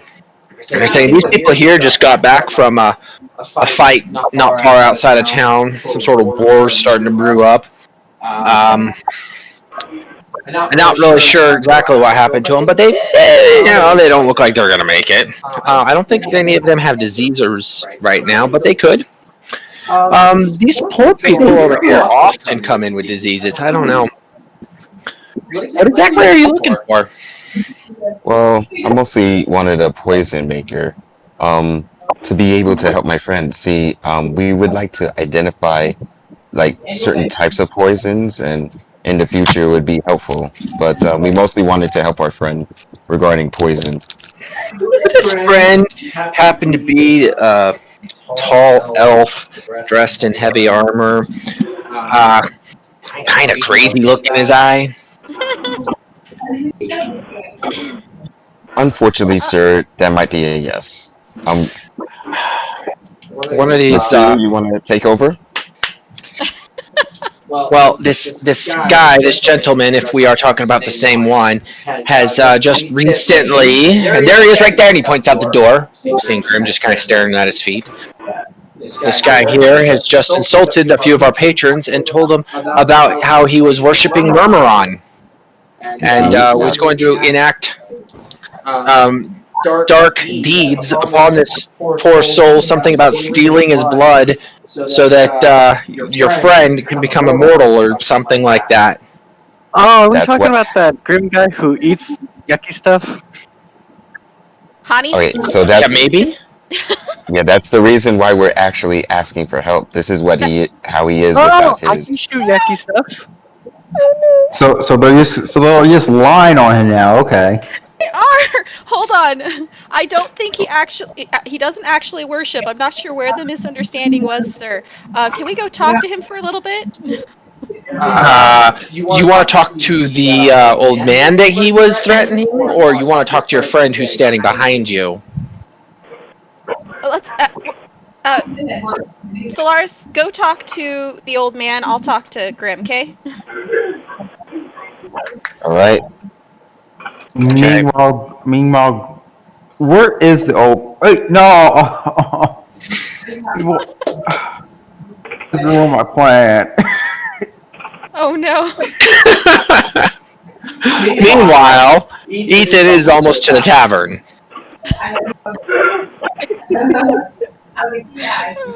Grim is gonna see that Solaris is walking over to the old man. Say, "Oh, graveyard it is." Then he's just gonna start walking away. I think to Grim saying, "Hey, what's going on?" It's telepathic. Hey, what's going on? Where are you going? Graveyard, bodies. Why? Yum Yum yum. Oh, goodness. You realize Oh. most people don't like it when you dig up graves and eat the bodies and flesh of their deceased families, right? Oh wow! And you know what? And I sure do like the idea of having to eat rotting corpses too. Hey, understand. Mizu. Hey, Yeah? hey, Mizu. Could he eat some poison?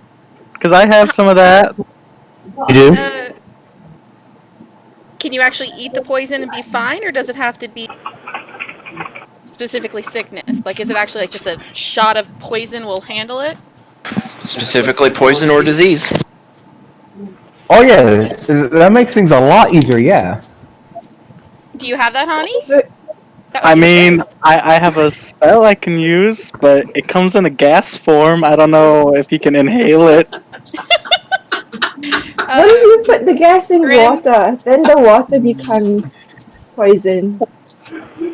That's true. Make poison water. I would be hysterically laughing. You guys figured something out about this. And so Grim, ask your Cure poison and friend. disease.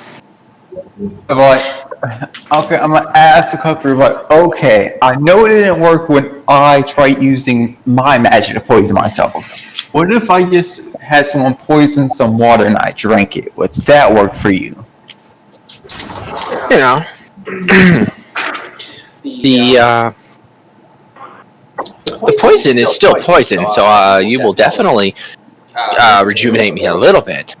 The flesh and meat, you know, has some oomph to it, so definitely the more the better, you know. Sustenance is still sustenance. I'm gonna look over at the old man and lick my lips. Oh, goodness. Okay, what did your friend say, Grim? Would that work, or do we have to find something else?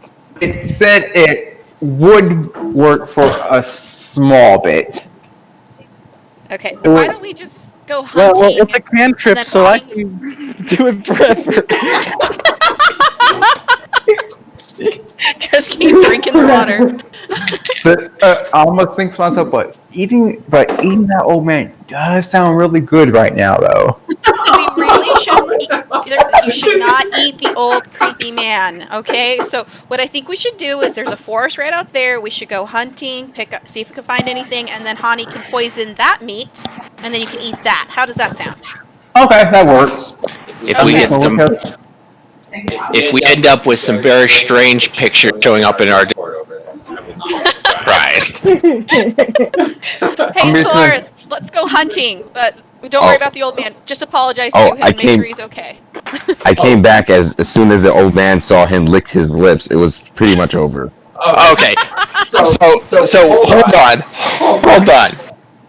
Solaris, Before this happens, while you two are talking, Solaris starts to approach the old man, who's actually. You guys are quite a distance away, and this old man can't even really see Grim at the moment. You're in a different room. So Solaris, not knowing what's really going on, you'd have to actually travel to him.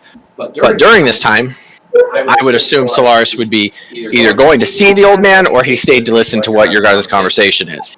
That's his choice. Alright. If the old man didn't see Grim lick his lips, Nope. I would just go to the old man and apologize and say, I'm sorry about what recently happened. I pray that you go on your business. I hope you goodwill, and you have a good day, sir. The old man looks at you and says, "Aren't you the cutest little bunny rabbit I ever seen?" That's a big bunny rabbit.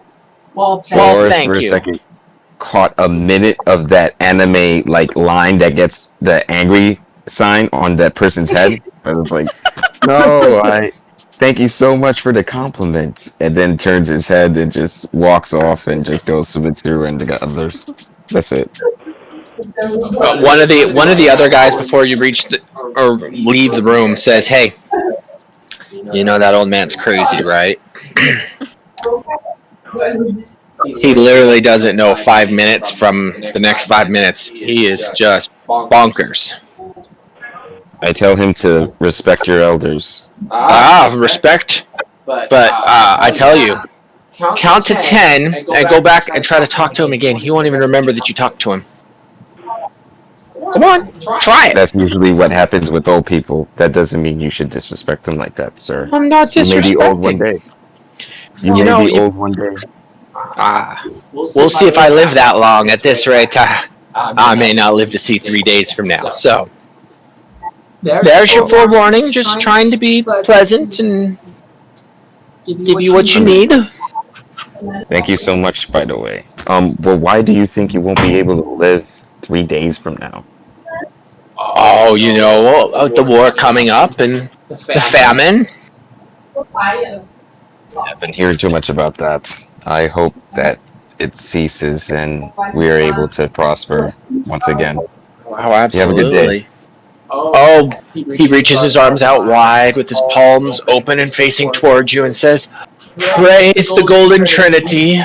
Puts his hands above his head and clenches his fists, and then lowers them down to his chin, faces his palms towards you, and pushes it away and says, "Blessings, my son, blessings." Okay. And he goes back to doing what he was doing. All right. I head back to the others. Hey, okay, so we're just gonna go hunting, but I do need to pick up some arrows before we go. So does anybody know where the general store is? Are you gonna ask around? Sure, why not? Follow me. Yes, follow Solani. Okay. Solani, roll an investigation check. Hopefully Hani doesn't get lost like Talos did.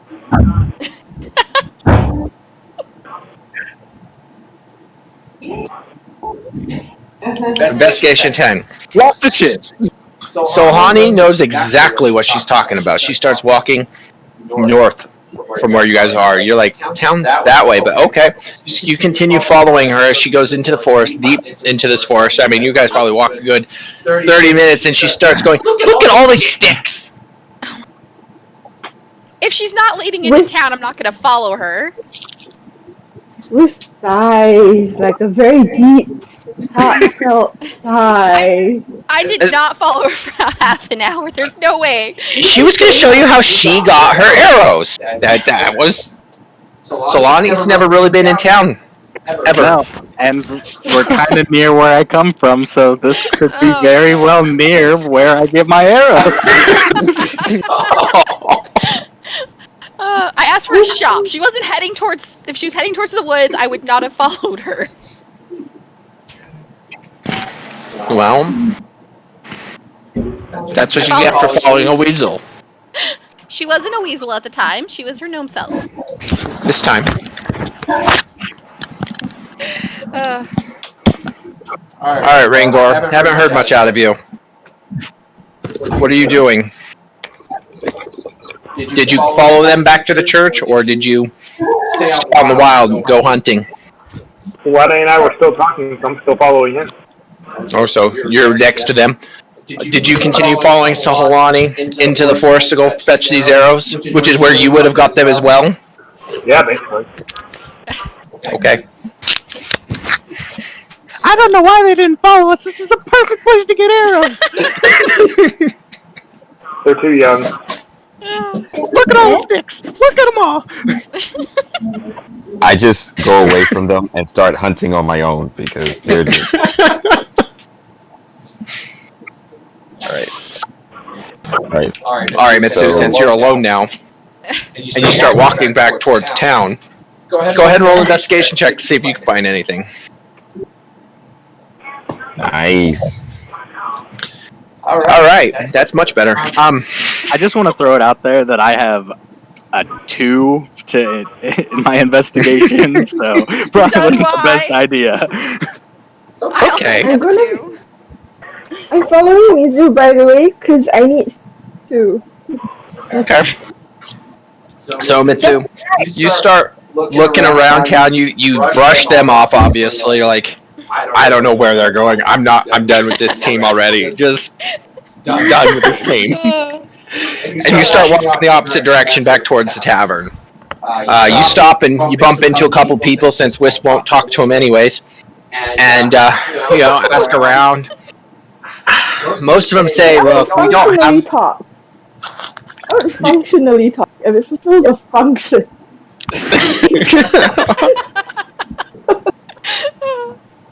Anyways, she rolled pretty good, so she gets the narrative. Alright, so Mitsu, you walk around and talk to a few people, and they kind of all unanimously say there's not really much of a store here. If you're looking for weapons, you kind of have to go talk to the sheriff and see if he'll part with anything. But for the most part, they're farmers, and there's this kobold that comes into town every so often, and they buy their stuff off of him. Oh, no. He sells all the swords that heal people. And to that answer, they're saying, oh, so you know Schnitzel? Aww. Wow, Schnitzel! Again.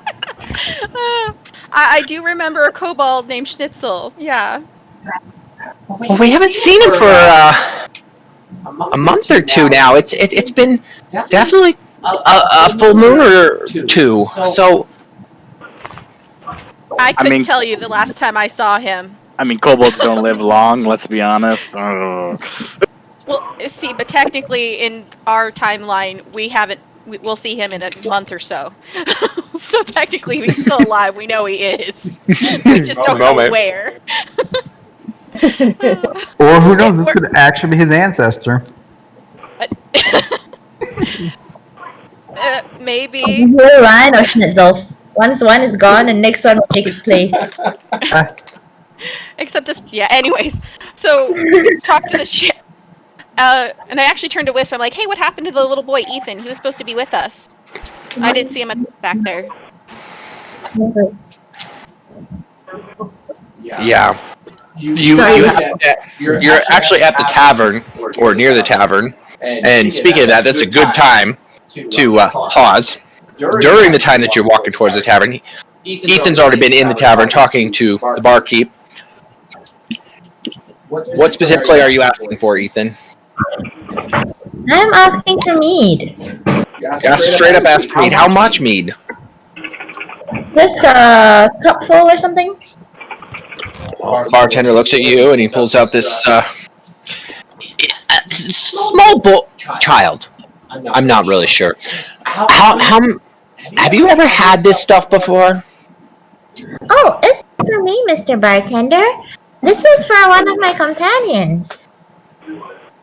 All right. Well, okay. Normally, I don't really allow you to take this off. I can get in trouble with the local law enforcement for not monitoring the drunkards that walk in and out of here. Oh. So I tell you what, we're gonna. You do me a favor, I'll do you this favor.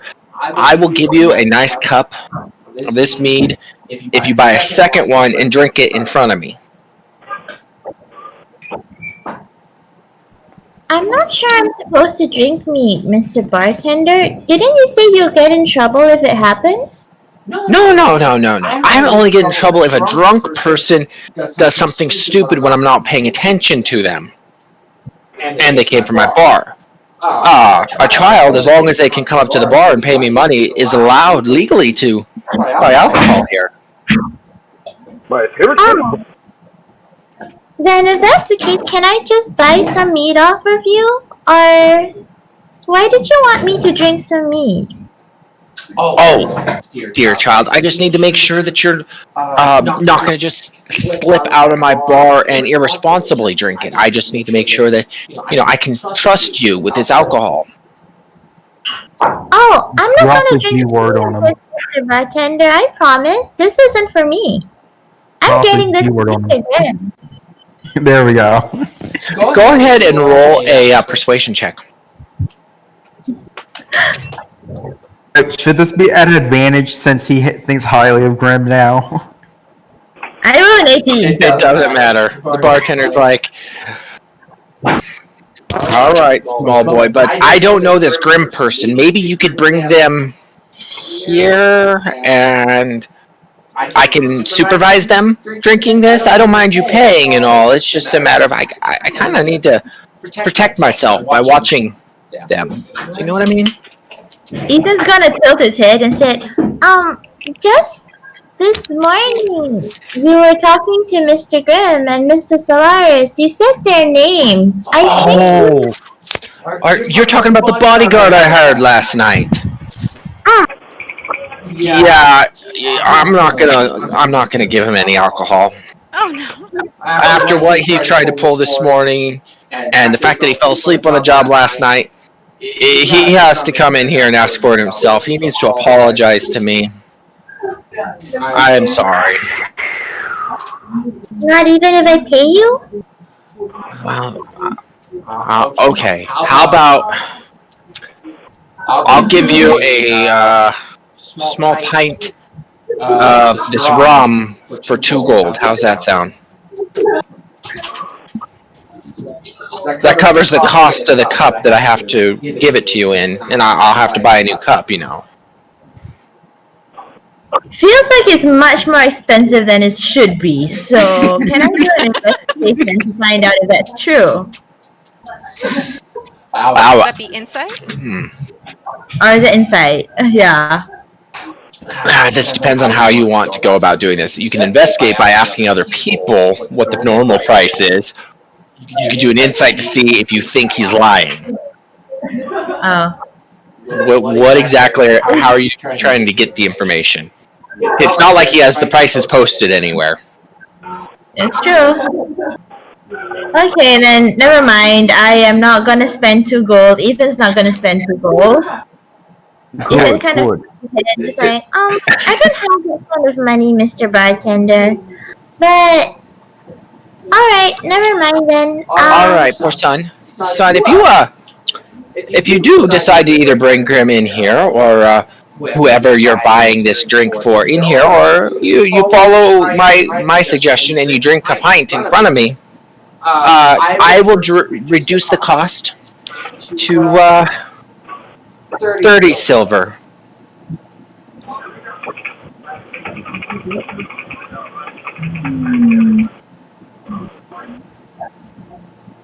Ethan's just gonna smile and shake his head, just like, it's okay, Mr. Bartender. Thank you anyway.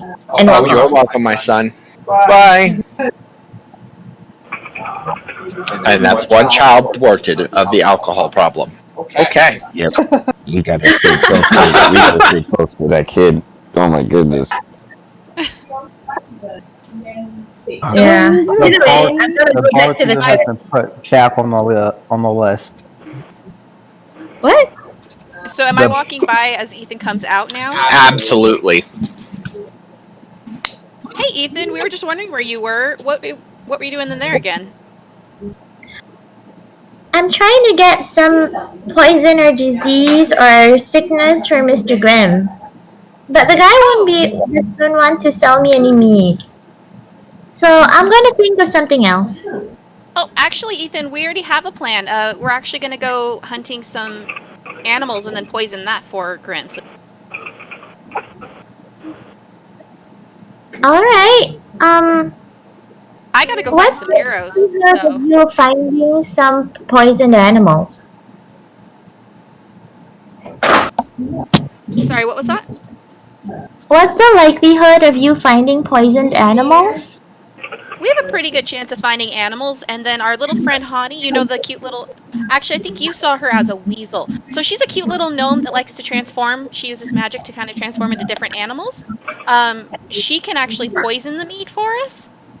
So it's... Once we find an animal, we'll be fine. We just let her poison it.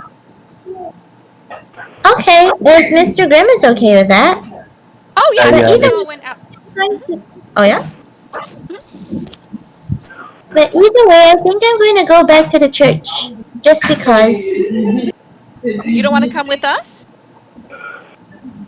I need to tell the person that I was supposed to take some meat for that I can't give him any.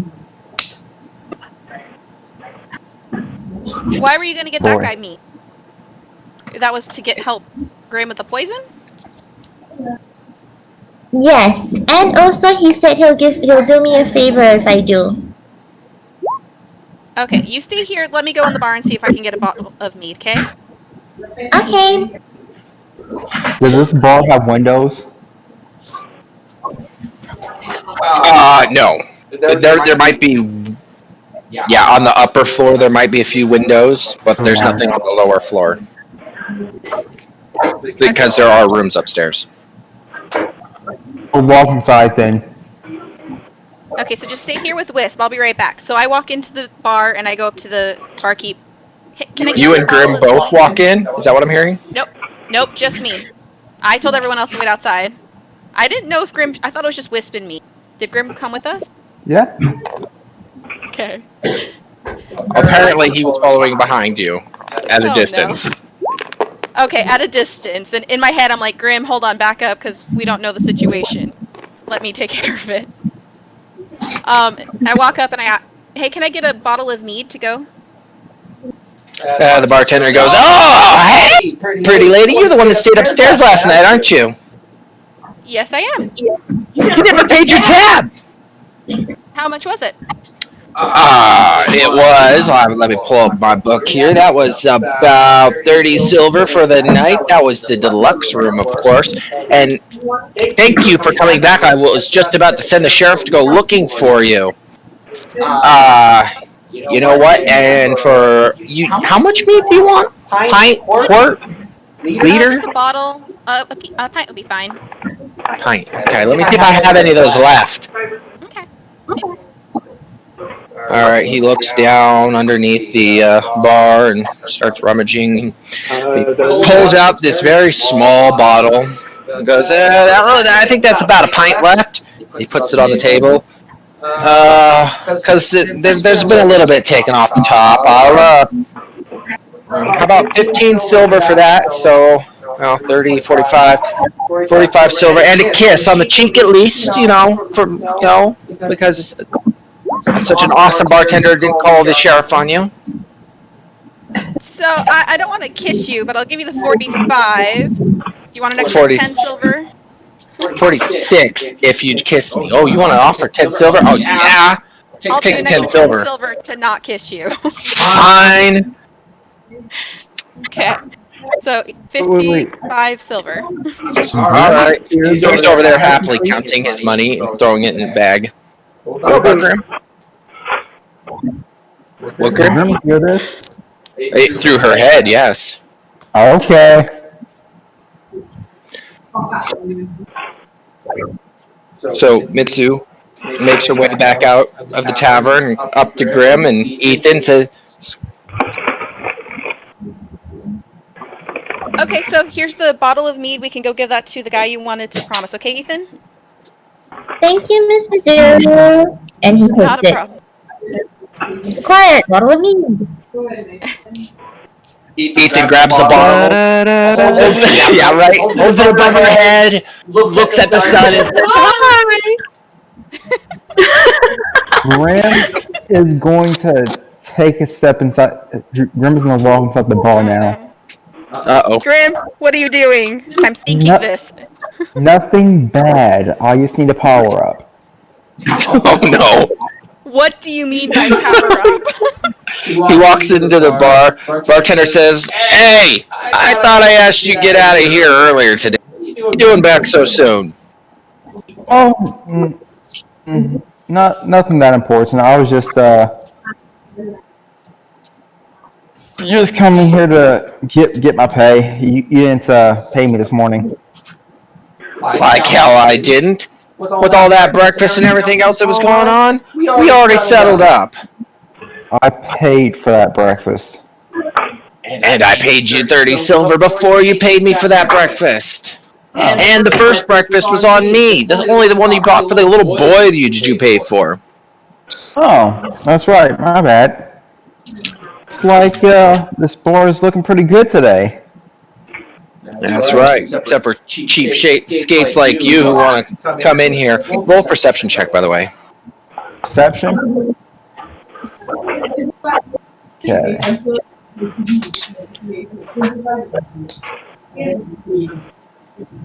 Am I the only one who's seen this Tarlin thing? No, they're all. Is that right? What? I showed Tarlin out because they were talking about it in chat. Okay. Yeah. You said perception. Mm-hmm.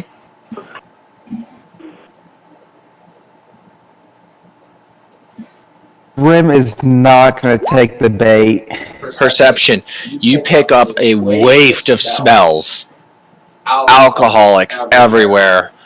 And to normal people, this is almost just disgusting. I mean, the smell is just putrid. You can smell the vomit in the corner. You can pick up on a faint disease coming from upstairs. Grim is going to look upstairs and say, who's upstairs right now? Don't go in the room next to what I was. Bartender says, "I'm not allowed to give out details of my clientele." Well, whoever it is, tell them that I said I wish that they have a speedy recovery.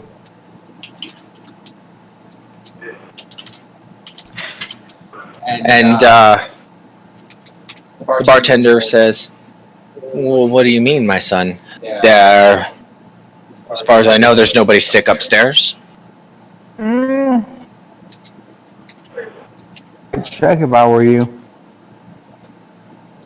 Well, you know how us elves have better sense of smells and stuff. I'll summon one of the brothers of the Trinity to go check on them. I'm not much of a healer myself. Might I offer you, and he picks up this bottle from behind him, and it's very clear. He goes, Would you like a drink? For old time's sake, 15 silver. You have the whole bottle for 15 silver. You know what? I will take that. Okay, absolutely. Here you go. You can see there might be about another pint of this clear liquid. Can I smell it just to make sure that he's not charging me 15 silver for water? Sure. With your perception check, it definitely smells alcoholic. Alright then, I'm gonna buy it then.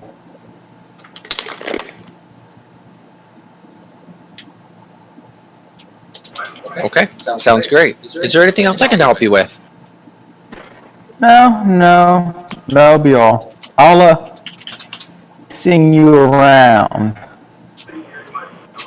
Well, have a good day, son. Maybe next time you won't fall asleep on the job. Mm-hmm. All of a sudden, Grim passes out flat on the floor. I mean, what? Yeah, who knows? Maybe, yeah. Hopefully something like that doesn't happen, you know. Hopefully. You never know what can happen these days, so yeah. Alright. Well, anyways, good luck. Hopefully your bar, nothing happens to your bar. Is that a threat, son? Oh no. I can hear him saying this, right? Obviously. You can hear Grim. You can hear Grim. Grim, stop doing that. Get out here. But of course not. Toodles, he's gonna turn around and walk away. Alright, let's go back to Sohani and Rengar. They've been off in the forest, apparently having their own conversation of sorts about different demons and unnatural things. What's going on, you two? Well, Raggy, I was praying, and then I saw a wall of clouds, and I think there might be a really bad storm coming. I look up, are there any clouds? It looks like the most clear day you've ever seen. Not a single cloud. Sun's out, bright and shiny. Warm, probably 85 degrees or so. Well, no clouds here. But remember anything else? But there were visions in my head. I mean, obviously, I can look up and see there's no clouds, but I think something's coming, and I don't know if we can stop it. If it's natural, then it should come. We should not stop it. It didn't feel natural. What did it feel like? Bad. Really bad. Accurate description. I'm a child. What do you expect from me? I'm trying to be understanding here. I'm not very good at this. Well, maybe we should go back and ask the others what they think. Yeah, we'll go Because back. apparently they're not coming out here to get these sticks. Just bring sticks to them. Arrows. Do I come back from hunting? Yeah, I want you to roll a nature check. See what you acquired. Oh, nature. Dang it. I thought I was going to roll survival. This is not going to go good. Alright. Let's see. Oh, of course, you get to roll the nature check, not the guy with the +5 to nature. Oh, there you go. Even if it was a survival check, he just totally failed it. Yeah. You rolled a 2. I know. Even if you had a +6, that's 8. Yeah. I don't know. He found a tree. I can maths. Yes. You found a tree, and around it you found a bunch of little red berries all over the place. And may not have been what you were looking for, but this is what you brought back to Sahani. You see the berries, but you think the tree looks tasty. That would be Stellaris, but I let him find something. I'm just gonna eat the rations that I saved in my bag. Ridiculous. Okay. So you didn't pick up the berries? Oh, thought I gave it to Sohani. Perfect. Okay, that's what I was hoping you were doing. I would like to inspect said berries. Smart. Very smart. Okay. You may also roll a nature check to tell me if you know what kind of berries they are. Apparently, I don't know shit about berries. They look delicious. They're plump, very red, almost plastic looking. Almost. That's not a good thing. Well, I mean, I think you'd be fine if you wanted to eat these. You don't happen to have any magic to help you in this case, do you? Guidance. I could cast guidance on myself, but that only gives me a D4, and I don't think that's going to help me here. Probably not. Allow me to help you out with this. I cast guidance on him. No, that doesn't help you any. He can look into it though. He looks at these berries Add a and D4. It might help. I don't know. If you roll a 4, it's worth it. If you roll a 4, that's a 13. Oh my. Not want to be identified. They're trying their hardest. We have 2 druids that were not able to identify berries. This is very sad for druids too. This is a very common berry they would like to use. It's very good. They're very good. It's an 11 with the D4. Okay. Help it any? Nope. You guys still don't know what. He looks at these berries and says, "I'm not so sure they're tasty, but I don't know anything about them." And you never know what they are until you eat them. So good luck with that. You know what? I come back and I just say, you know what? Those berries aren't safe, and I just fling them on the ground. I'll go look for more food. Just say, unsafe food would be fine for Grim. Right. Yeah. There's Remember never to a problem with bad food. Remember to Alright, take the berries and just get a handful of them and just pop them in his mouth. But you're not next to them. You're with me, not them. Oh. You followed me into town. So I'm gonna remember that Grim needs some bad food, and I say, Sohani, can you save these for Grim? Sohani says, "I'm a little mouse, and I'm not talking to you anymore. Scary bunny rabbit." Okay. I stepped away for a second. What was that? Solaris was asking you to hold on to the berries for Grim. You got it, bud. Alright, I'm gonna go hunting again. He's Mickey Mouse. I love it. All right. So, Solaris goes back off into the forest, steamed, angry. It's not what I wanted. It's totally BS. Stupid. They didn't even like the berries thing. Alright. Hopping around to the forest he goes. Is anybody following him? Is anybody following Solaris as he walks off? It's money. You know, you could ask him about your vision. Okay, Solaris is obviously dead, so probably ate the berries. Ragnar, or Rangar, did you follow Solaris, or did you stay with Solani? Oh, I was with Solani. Okay. So Solaris goes off by himself. Go ahead and roll a... I'll let you roll a survival check to see if you can find something. Thank you. What is the rest of the team doing? Horrible. You guys heading back to the church? There we go. Yeah, we'll head back to the church because Ethan needed to give this to someone, and I'm actually going to ask them where the sheriff is so I can try and get some arrows. Like Okay. father and friends? Oh, that's right. Mitsuru has never been to this town before. I forgot. Even though I said that at the beginning. Okay, so Ethan, you're leading the party, kind of with the drink in hand, big grin on your face, walking forward. Mitsuru makes this comment about where she wants to know where the sheriff is, and strikes you that you've been in this town before, and you happen to know, you're not sure how, but you happen to know where the sheriff is. Ethan knows, right? Or is it? Yeah, absolutely, Ethan knows. Okay. I mean, so does Wisp, but you're more talkative than Wisp. Shouldn't Okay. Grim know also then? Yeah, if you're paying attention. So if Missouri said it out loud, Ethan's just gonna offhandedly respond, like not even looking up. Yeah. Right as Ethan walks away from the tavern, kind of points off to the direction and says, "Over there!" Literally across from the tavern, and keeps walking.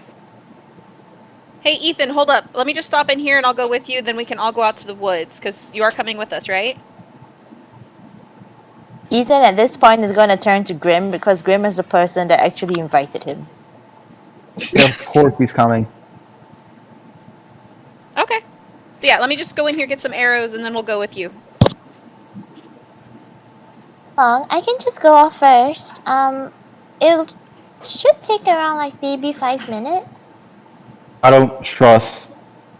Okay, I don't trust that old guy. Go with Grim. Grim. Yeah. We'll be able to keep in communication, okay? Okay. Just far enough that you guys lose contact. Oh, it's more than Okay, let's go. Let's go, Ethan. So. Who can hold this and passes Grim the mead?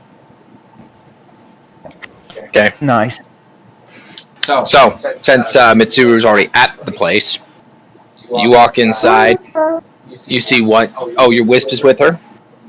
Yeah. Okay, so the two of you walk into the sheriff's office. You see one guy at the end of a long hall with cages, kind of banging on one of the cells, telling people to shut up and quiet down and all kinds of vulgar things. And then there's another guy directly to your right as you walk in, sitting behind a desk, trying to fill out some sort of paperwork. Doesn't hardly even glance up to notice you came in. Hi, I'm looking for the sheriff to try and get some arrows. The guy says, "Yeah, the guy over there is the sheriff, and today's not a good day. He's been on his kick. He has this weird feeling that he's supposed to be arresting some guy named Grim. He doesn't know why or what the guy did, but he knows that this guy's supposed to be in this cage for some reason." I say, wow, for some reason. Yeah, I'm not sure about that. But since he's not in there, do you happen to have any arrows that I could buy or anything? With the new war and everything, it's really hard to get resources. Yeah. Have you tried looking for Schnitzel? Who? Are you The the kobold? Yeah, the little trader that comes in and out of town. You know, so he's nearby somewhere, I'm sure. How often does he come into town? Because I did hear he does frequent here. I don't know how often. He frequents our office these days because I think he's a war profiteer. He goes in behind enemy lines, picks up loot off dead bodies, whatever, brings them in. It's always covered in blood and whatever else. So, he gives us good deals as long as we don't tell the common folk that he's in town and they don't freak out. So yeah, he's here for a couple of days. He's due for an arrival anytime. Okay. Well, thanks anyways. I guess we'll be going. Hey, is there any chance that you guys are going to be heading to my brain just farted. What is the name of that town again? Mythborough. Mittsboro? Maybe. Yeah, there's a guy there. He owns this bookstore.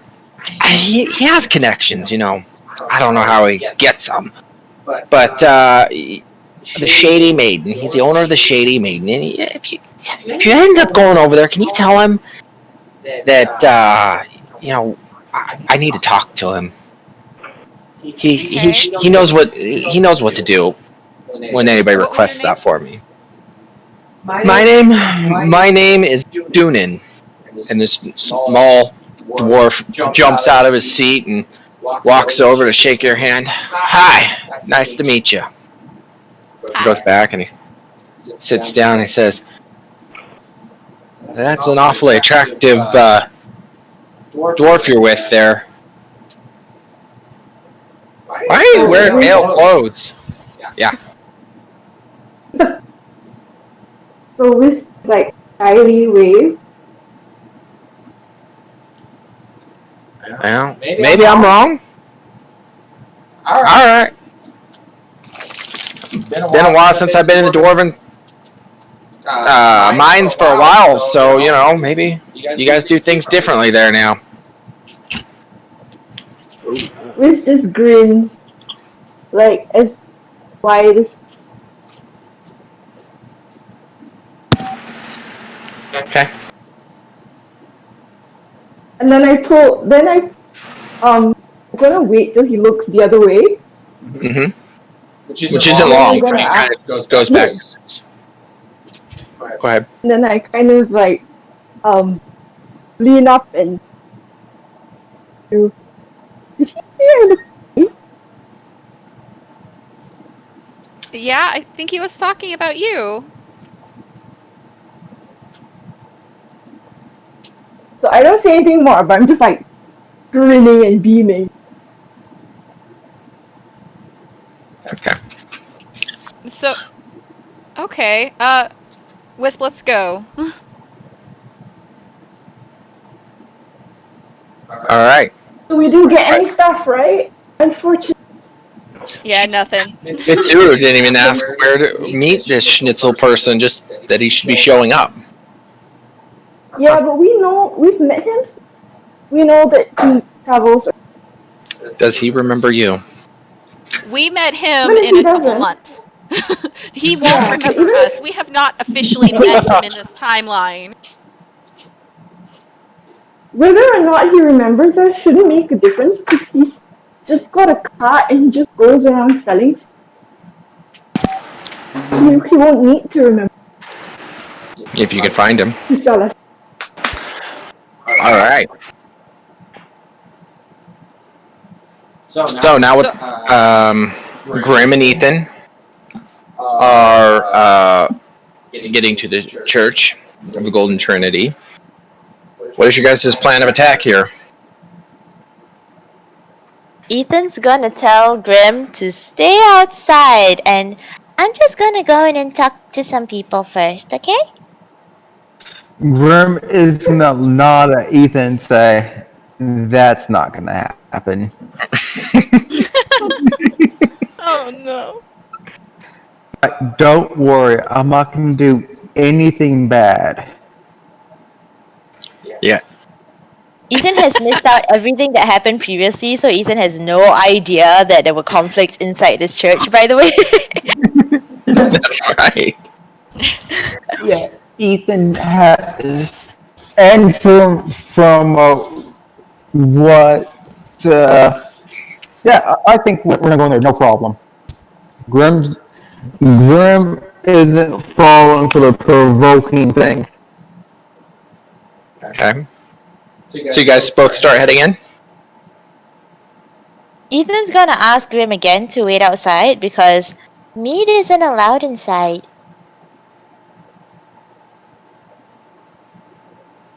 Which is exactly why I should be helping you if you get caught with it. But he handed it to you. You're currently holding the bottle. Yeah, I'll just stash it then.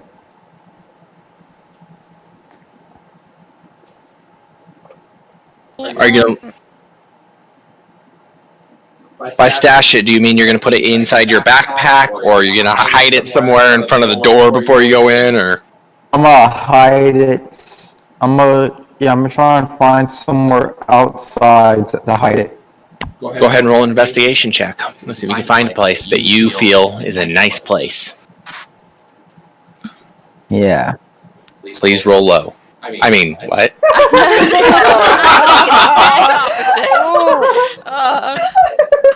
Let's go. I don't think investigation is my lowest stat. So. It's okay. I just really want to make this interesting. Oh no, it's not. I have a +3 to it. You still rolled bad. Awesome. Okay. No way. So Grim doesn't put the bottle right in front of the door and walk off, alright? Ethan, you're watching this the whole time, so you have option to counteract whatever it is he does. But Grim looks around, and he sees a bench just to the side of the door. He looks to make sure nobody's looking, and he kind of puts the bottle right under the bench. Totally in plain view, but it's under the bench. Oh. Feels very proud of himself. He's just nodding like he just did the smartest move ever. Ethan's gonna go up to Grim and just like, Mr. Grim, what are you doing? Best hiding spot. Best. But I will give you 10 silver if you can find a better hiding spot than this. Can I do an investigation? Absolutely. Please roll better than 10. Do you actually mean? Okay. Okay. Ethan holds out his hand and says, "Give me the money," because he walks right over to the bush on the other side of the door and says, "Right there." Him is and look at Ethan, but you know what? That's smart. That's smart. That's smart. You see, I'm not. See, I joined the soldier corps, so I'm not that smart. Smart boy, keep it up. Aww. And hands Ethan the money. But also he's also gonna pet his arm, just like, it's okay. You have me around at least for now. This smart boy. Smart boy. Aww. Alright, so you guys stashed the alcohol behind a bush instead of under the chair. Thankfully, it's planned out awesome. Alright, you guys start heading inside. Right as the door opens up, you are greeted with a very angry face of going, "So, Mr. Grimm, are you and your friends here to disturb the peace again, or are you actually here to pray?" Yeah. Praying. Then allow me to please escort you straight to one of our statues. We have both Trigon and that other one over here. I don't worship him. He's horrible. And if you want, I can even escort you back outside into the cemetery where Murmuron is. Cemetery?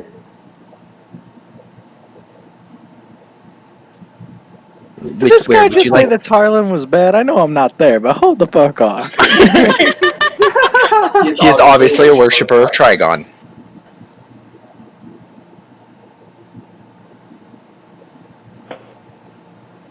Yeah, he's a little Trigon worshiper. So, he looks at you again and says, "Sir, may I escort you directly to one of our statues for prayer?" Yeah. You know what? I'll go with best. Well, everything is best for us, so I'll go there. Sure. Please. Follow me over to Trigon. Grabs your hand right above the hand, on the wrist, and kind of escorts you straight over to the statue of Trigon and says, "Here," and he shows you there's a group of people kind of doing like a half circle in front of the statue. Says, "Please form the prayer position and begin praying. But first you must give the blessing of Trigon. I'm sure you know how this goes."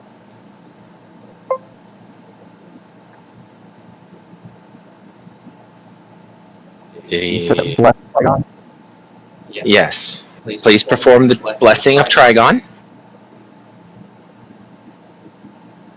Where's that exactly? Well, if your character doesn't know anything about the religion, even though I showed you guys it, you can ask him, or you can just try to perform the blessing of your own accord and see if it gets you somewhere. No, I'm gonna Slow ask walking. him. See, I'm gonna ask him and just tap my head a little bit, like, just twirl. Can you explain me the process again? So you're only one of those worshippers. Sure, no problem. And he taps on one of the followers and he motions them to stand up and says, "Can you please perform the blessing of Trigon for this young man here?" And the kid goes, "Oh, sure, absolutely."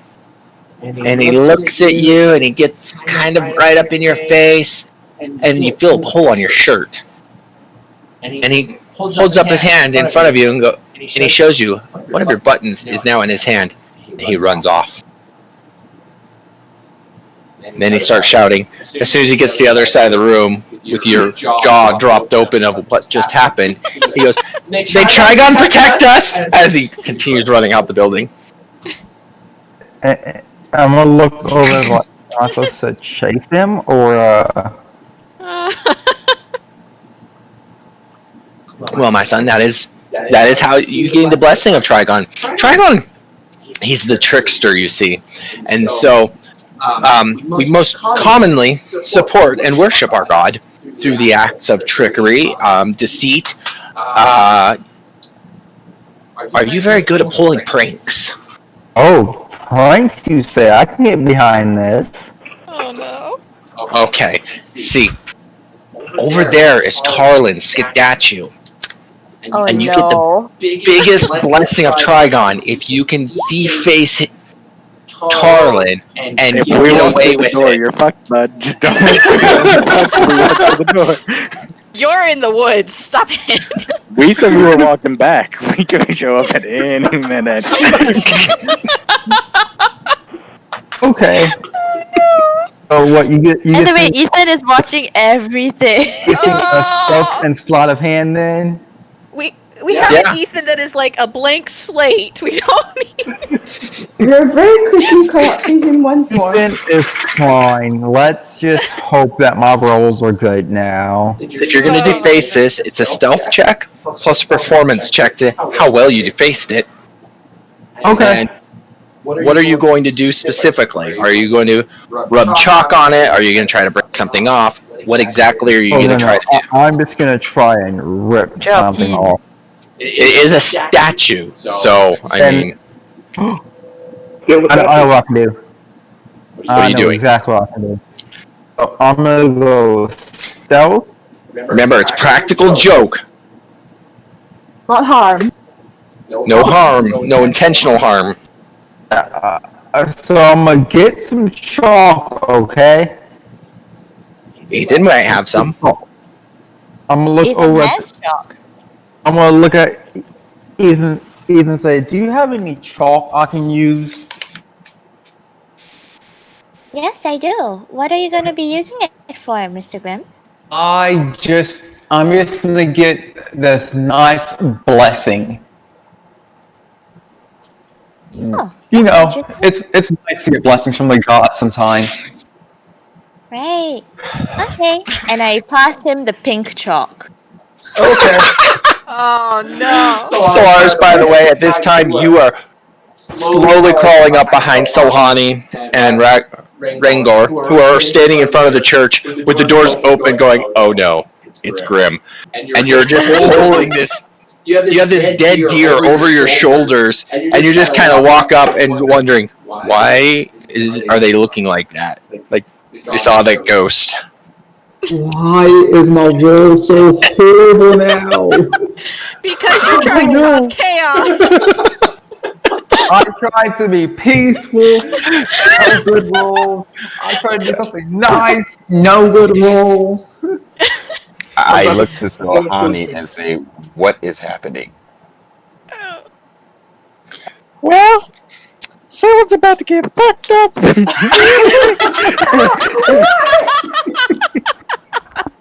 Is it possible? Because my passive perception is higher than his stealth. For me to like very obviously like just like follow him. Oh yeah, you can watch the whole thing. You knew he was going to do this in the first place. You know everything that he's doing. Grim, Is what it exactly true? are you about to do? I don't know anymore since I haven't been. You feel like you are completely stealthy right now. You made the stealth check. You've initiated it. What are you doing? I don't like this game anymore. You always, when you roll for it, your character feels 100% of the time at that point always successful. Whether you're successful or not, it's up to everybody else. Maybe they got bad rolls. I'm gonna write on the statue Hell Trigon. Okay. Oh my god. That's not as bad as I thought. That could be Okay. Go ahead and roll performance to see how well your penmanship is, because this is the first time you've written anything the entire game. It's gonna be horrible. Watch Can this I one time. see your net 20? Can I see this happening? What language? Are you doing Can a I see common, this elvish, happen? draconic? Okay, nobody else can physically see him because you guys are just a little too far out of range. You do see him over there look like he's writing, but you can't actually make out what he's writing yet. Oh, that's right. I I can can't do it in see another what he's language. writing, but I know he's getting ready to write on Tarlin's statue. Absolutely. I'm And gonna write in Draconic. Yes. And at this moment in time, Mitsu is just close enough to hear what's on his brain. I'm gonna cast Okay. Entangle.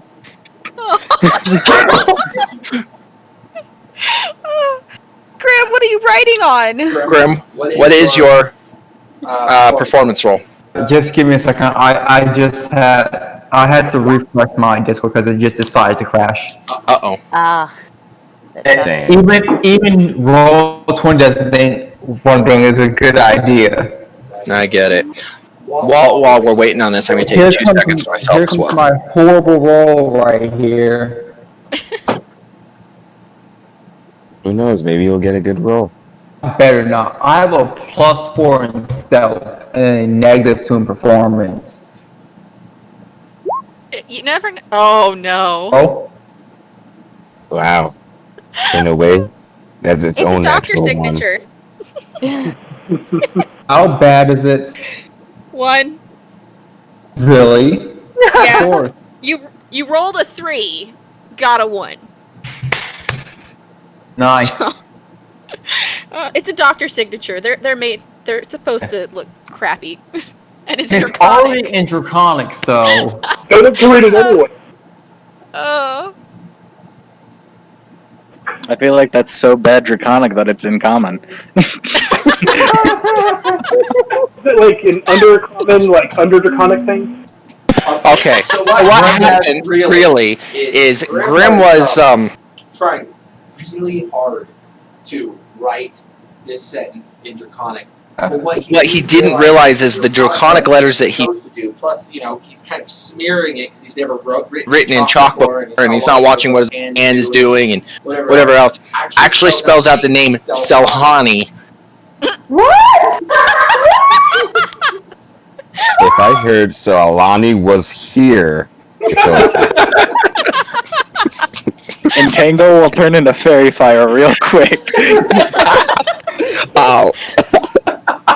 You don't want to do this. Alright, and just as you finish this, first of all, I want you to roll a perception, see if you what's around you before Solani goes around. Okay, let's go. I can't have any more bad rolls. Don't jinx yourself. Alright, Solani, are you seriously going to cast Entangle on him as he's doing this? While he... Oh yeah, if he's messing with Tarlin's statue, that's a definite Entangle coming out. Perfect.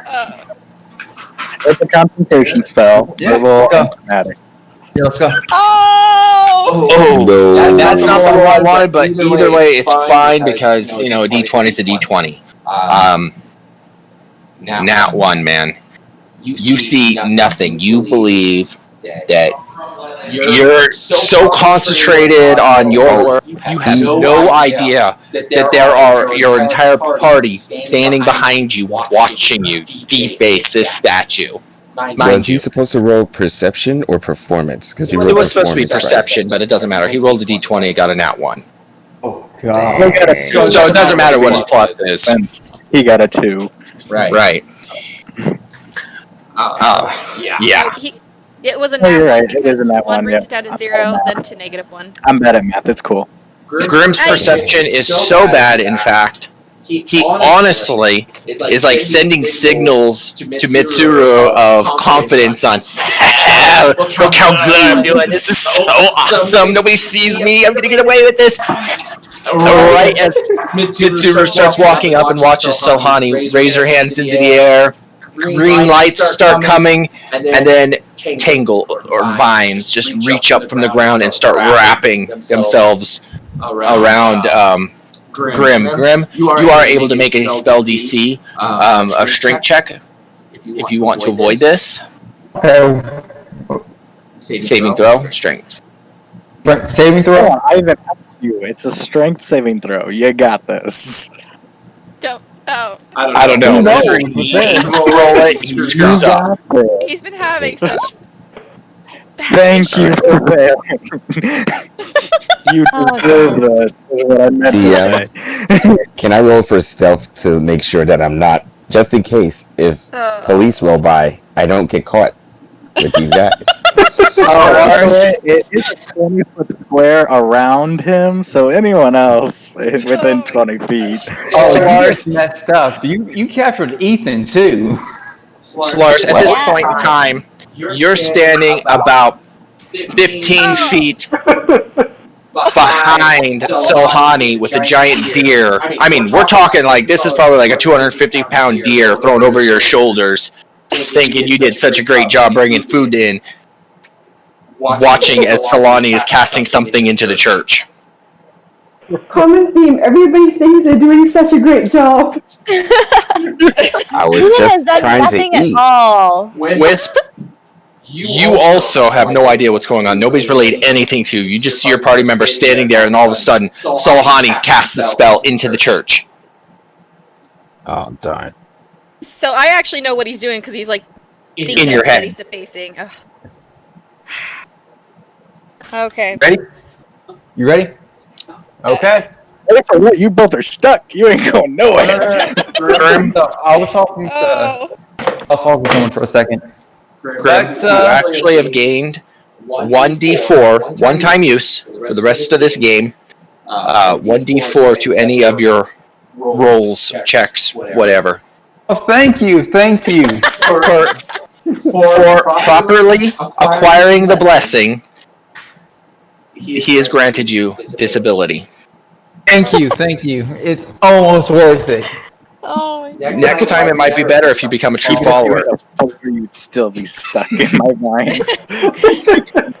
He should have just stolen from someone else like the kid did to him. As the vines reach up over Grim, everybody looks eyes on him. The guy that sent Grim over there puts his hand up over his face and he just starts laughing. The whole group around him is just quietly trying to chuckle to themselves. Everybody else is getting angry. You can see their faces turning red. They're just...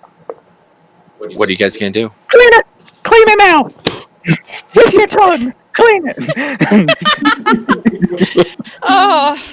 This tiny little girl is shouting about 30 feet in front of her, trying to tell this big armored man what to do. Nobody's paying attention to her. I'm gonna give off a small laugh.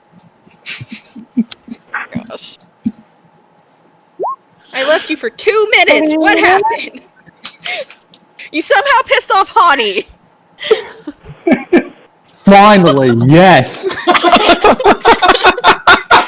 Playing good. Like even your attack just now with Ray of Sickness was good. What are you casting the Ray of Sickness at, first of all? Right at Solani. Oh my gosh. Oh, man. Okay. Okay. Solani, because this is turning into a PvP match, I'm going to give you a chance to dodge. No, you know what? Let's just let this play out. Oh, no. So we're playing this as it is. There's his roll for Ray of Sickness against... how did that work again? Ray of Sickness, you need to roll a Constitution saving throw against his spell. Oh.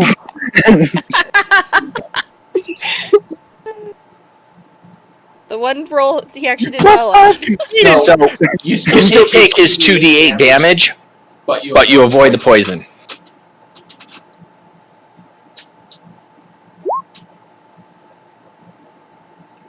You take 3 damage. No. Wow, Grim. Wow. That's like tickling her, okay? Alright.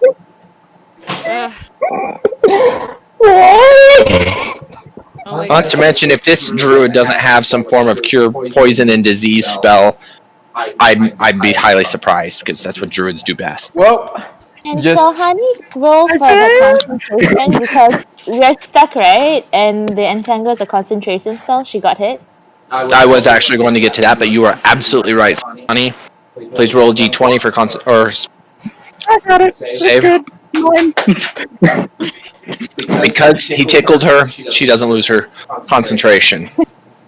oh, time for Grim to do the thing he knows how to do. Ethan, before Grim does this, is there anything you want to add to the situation? You were the closest. Yeah. Ethan's gonna yell out, Can we not fight in the church, everybody? Please? All he's gotta do is clean it, and we're good. Grim is and still- then Ethan's gonna like motion to the fact that he and maybe somebody else, other people are captured by the vines. Grim is not look over at the statue and just like, do you know how easily I can burn a statue? Not easily, it's made of stone. I can find a way. Oh. I'm confident that he can. Is No, the vines Whis don't do down? damage. They're just holding you. Are we gonna go by actually by rounds, or can we actually all just kind of interject? I'm just kind of letting you guys do as you want, unless you actually want to start a true fight. And then, I mean, I if he wanna- doesn't clean it this round, I'm Prestidigitation! definitely It is clean now! Ethan cleans it. In response to Solani's attack, Ethan casts a spell and cleans it off the statue the next hour. Oh, but it's actually still there. Dun, dun, dun. It just doesn't look like it's there. Doesn't look, smell, or taste like it's there. I still want you to lick the statue. I Look go at over to Solani Hani. and say, sleep with Hani- one eye open. You're still enrooted right now. You have to roll to break roots, or Solani has to drop the spell. Okay, I you would guys like need to. to. I will drop it when he licks the statue. Hani, my I will God. use the rainbow. Sweetie, I I will need use you to the let it rainbow go. cloak. It's clean now. Please let them go. Mind you, I will Mitsu, use that's your my god as rainbow well. cloak. That's what? That's your god as well. He's defacing your god statue. Yeah, but I gotta get them to stop fighting. Okay. I think half the party worships that same god. So. Oh, I don't really worship I want any to of do them. something. What, are you serious? Oh my gosh. Grim, Yeah, I make don't sure you worship clean it. any Hani, god, let them go. Oh my god! Solaris, what are you doing? I'm trying to hear you over them too, but No, I was just saying I don't really follow any gods, but man, no god deserved this. yeah, right. So, I want Just- to just take out the You rainbow can cloak. try a persuasion check, but I'm pretty pissed off right now. So Grim is trying really hard to fight these vines, and similar to other kinds of vines you may have heard about, like on Harry Potter, the more you fight these vines, the more it seems to pull him down, and Grim just got pulled straight to the ground, and he is prone, and these vines are holding him. He cannot, if he wanted to, lick that statue right now. Everybody's like, Ethan barely saved. Ethan is free. I rolled an 18 persuasion to just try and calm you down and ask you to let them go. Wisp Grim. has been wanting to do something. What did Wisp want to do? is Wisp held down by anything? No. Okay, great. I would like to pull out my rainbow cloak, Not and falling I for would that like person. to, Rainbow cloak and what? and I would like to use it as a baggie and bag. Like I would like to pull up into that rainbow. I'm only catching about half of what she said. Something about a baggie and. You're cutting out. Oh, it's out. Ugh. Can I use your mic? Yeah. Okay, using my sister's mic. Oh, it's suddenly a lot clearer. Yeah. I would like to use. I would like to use my rainbow cloak. And I'm gonna throw it over Salhani. I'm gonna use it to bag her up. Oh. Okay. Oh no. I need to see the vines to keep them there. So, Hani, because it is some kind of an aggressive action towards you in one way or another, I do want you to concentration check.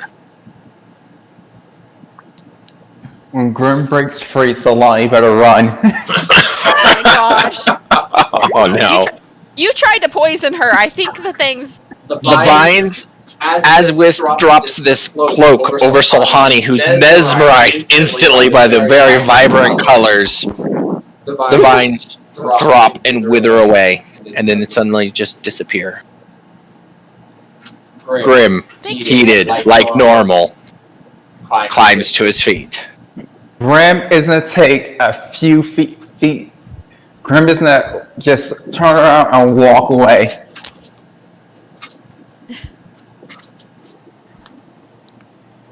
And then just gonna start full sprinting towards Solani. Oh. Is it a bag? Is it my bag? Grim, because you're looking.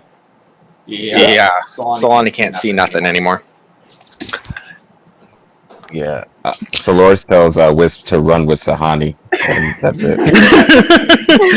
I can't run. Dash accent. Do I have a chance to do something real quick? Grim, 1 moment. Okay.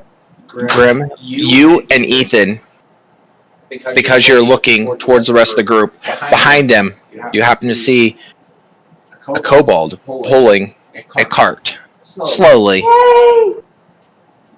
Okay, what were you gonna do? I'm gonna wild shape into a black bear. Oh my gosh. Yes. Okay, you can do that before he gets. Wait. The cloak has properties, right? Uh-huh. Cloak has magical calm down properties. Uh-huh. So Sohani shouldn't be I don't like, have to be angry to turn into a bear. I can just turn into a bear because I want to. 2 people can play this game. Wild shape is a fun spell. So when this cloak is on you, the person who is wearing it is filled with a very warm and calming feeling, to the point where even rage cannot affect them. Again, wild shape is just, I want to turn into a bear, I turn into a bear. So Sohani's happy. I don't have to shape be is a angry bear. to be a Okay, bear, got it. I'm just a bear. Okay, but just so you're aware, at this moment in time, you're to a relaxed state, almost to the point where you are forgiving Grim for his actions right now. Okay. As long as the cloak's on. But okay. If you're still shifting into a bear, you can do that. Yep. Wisp, I feel sorry for your shoulder. I'm a bear. I drop. I can no longer carry you when it's a bear. So I don't know if he ever updated the bear with his own stats, because I know when the bear had stats. Well, I know the bear has stats, but I don't know if it matches your stats or not. So just putting that out there. If you haven't done it, you might do that. Matches my stats. I mean, it's the bear's the bear. Okay. So he turns into a 350-pound black bear. Wisp. Instantly, you fall to the ground with this huge bear on top of you. Is anybody going to do anything else? So Loris is gonna go in front of Grim. Grim, you see this deer, which in one way reminds you of actual food. Your actual belly is starving. But the thought process instantly pops in your mind because of Mitsuru, of you can make that sick and eat it right now. Grim is gonna take a deep breath, look at the bear, and think to himself, I need less sleep than that. I'm gonna get my shot.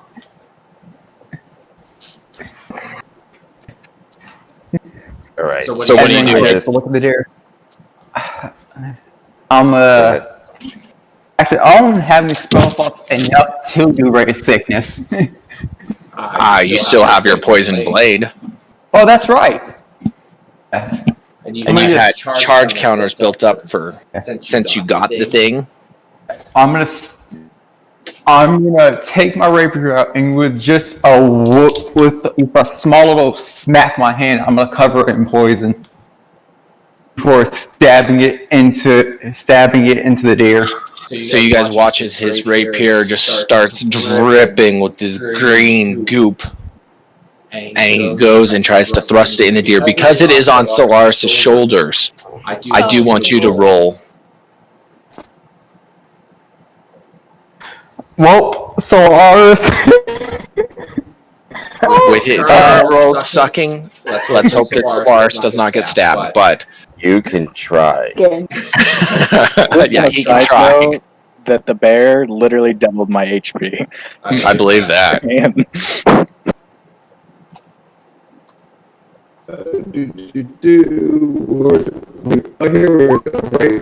Here, please. There is a 7. I dodged it. That's good. He rolled a natural frickin' 1. How is that?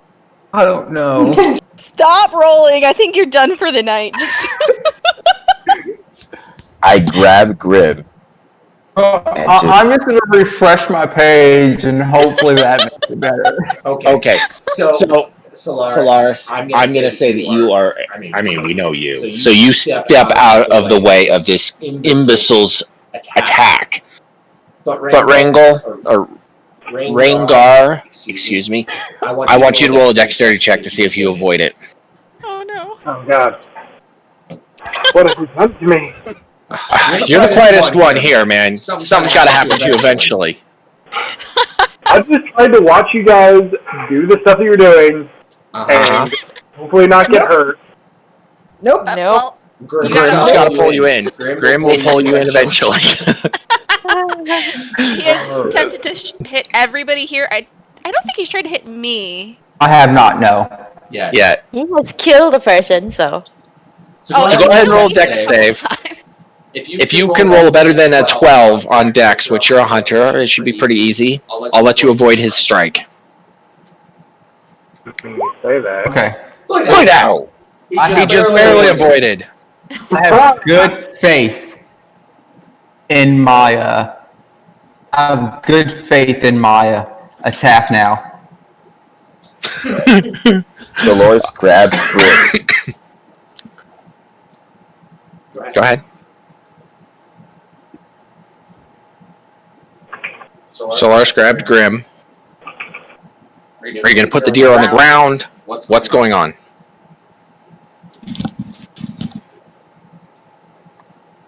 Did Solaris turn into a bunny rabbit and die? No, He's he's brushing just his hopping face, around. right? That was Grim. Alright. I thought. Ethan accidentally spoke a magic spell he didn't even know he owned and polymorphed Solaris into a giant bunny rabbit, and he starts bouncing away, dropping the deer on the ground.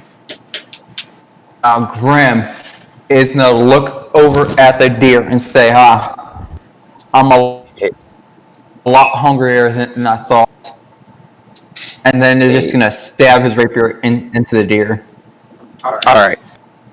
You're on his shoulder though. Lars just got back. Yeah. Did my speech make it through? No. Nope.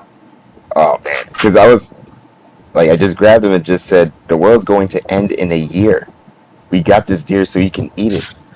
So Hani was going to poison it so you can eat and not starve to death. But instead of that, you have to deal with this shenanigans. It's Grim. That's ineffective to Grim. So He was dishonorably discharged. Do you think this has an effect on him? Dishonorably discharged, right? Yep. For war crimes. Ooh, ooh, ooh! So we get the true story now. Yeah. Guys, it is The true revealed. story.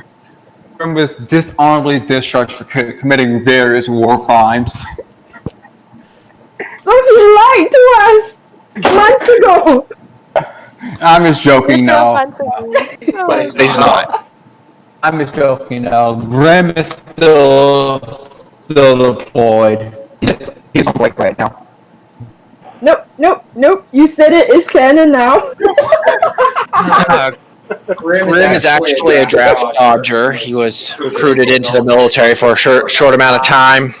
He did make it into basic. He quickly ran away. He did not want to actually go into war. This isn't to hit anything. I just want to see if our rolls are okay now. He's hitting the deer. With his crossbow. He had to make sure that the deer is truly dead. And it that's is. going to be your only good roll for the night. You wasted it. Just watch. Just watch. Oh, you. Is anybody going to poison the deer for the poor person? I go over to the deer. I cut off a chunk of it.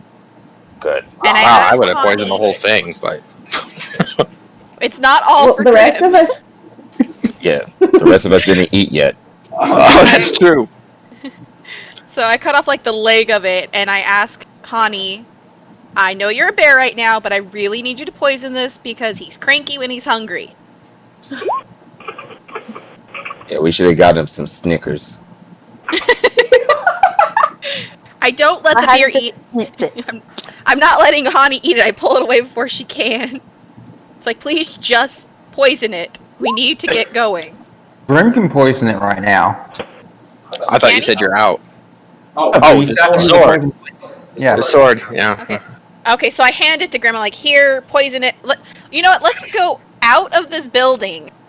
Oh, you guys are just in the archway of the building. I don't care. We're getting out of this church where there's chaos. You have the whole group of people going, what are they talking about poison? Why are they poisoning that meat? Are they followers of Murdoch? What is going on? I mean, I'm confused. I don't know anything about poison or having to eat it. Why is he not poisoning me now? That's right. He doesn't know. Sorry, Rungar. doesn't This need is to know. just It's okay. for our friend. He just that's what he eats. So I hand this to Grim. I'm like, go over there, do what you need to do, and eat. Just stay. He just stare at the bear and just wipe the leg against his rapier. Rib, focus on your food. And then he's just gonna use firebolt to cook the meat just a little bit. You can start eating. Did you put the poison on before or after you? After you cooked it? First, and then I spread the poison on. Your brain, or cookery, however you want to say it, speaks to you and says, this is not entirely what I meant when I said to feast upon the flesh. It will do the job for today, but the flesh should be raw next time. Perfectly fine. I'll have some nice, raw, freshly dead meat next time. Please and thank you. It will be much more refreshing. You may even gain some of your strength back. Mind you. I like to cook the meat. Okay, you guys are still sitting near the church.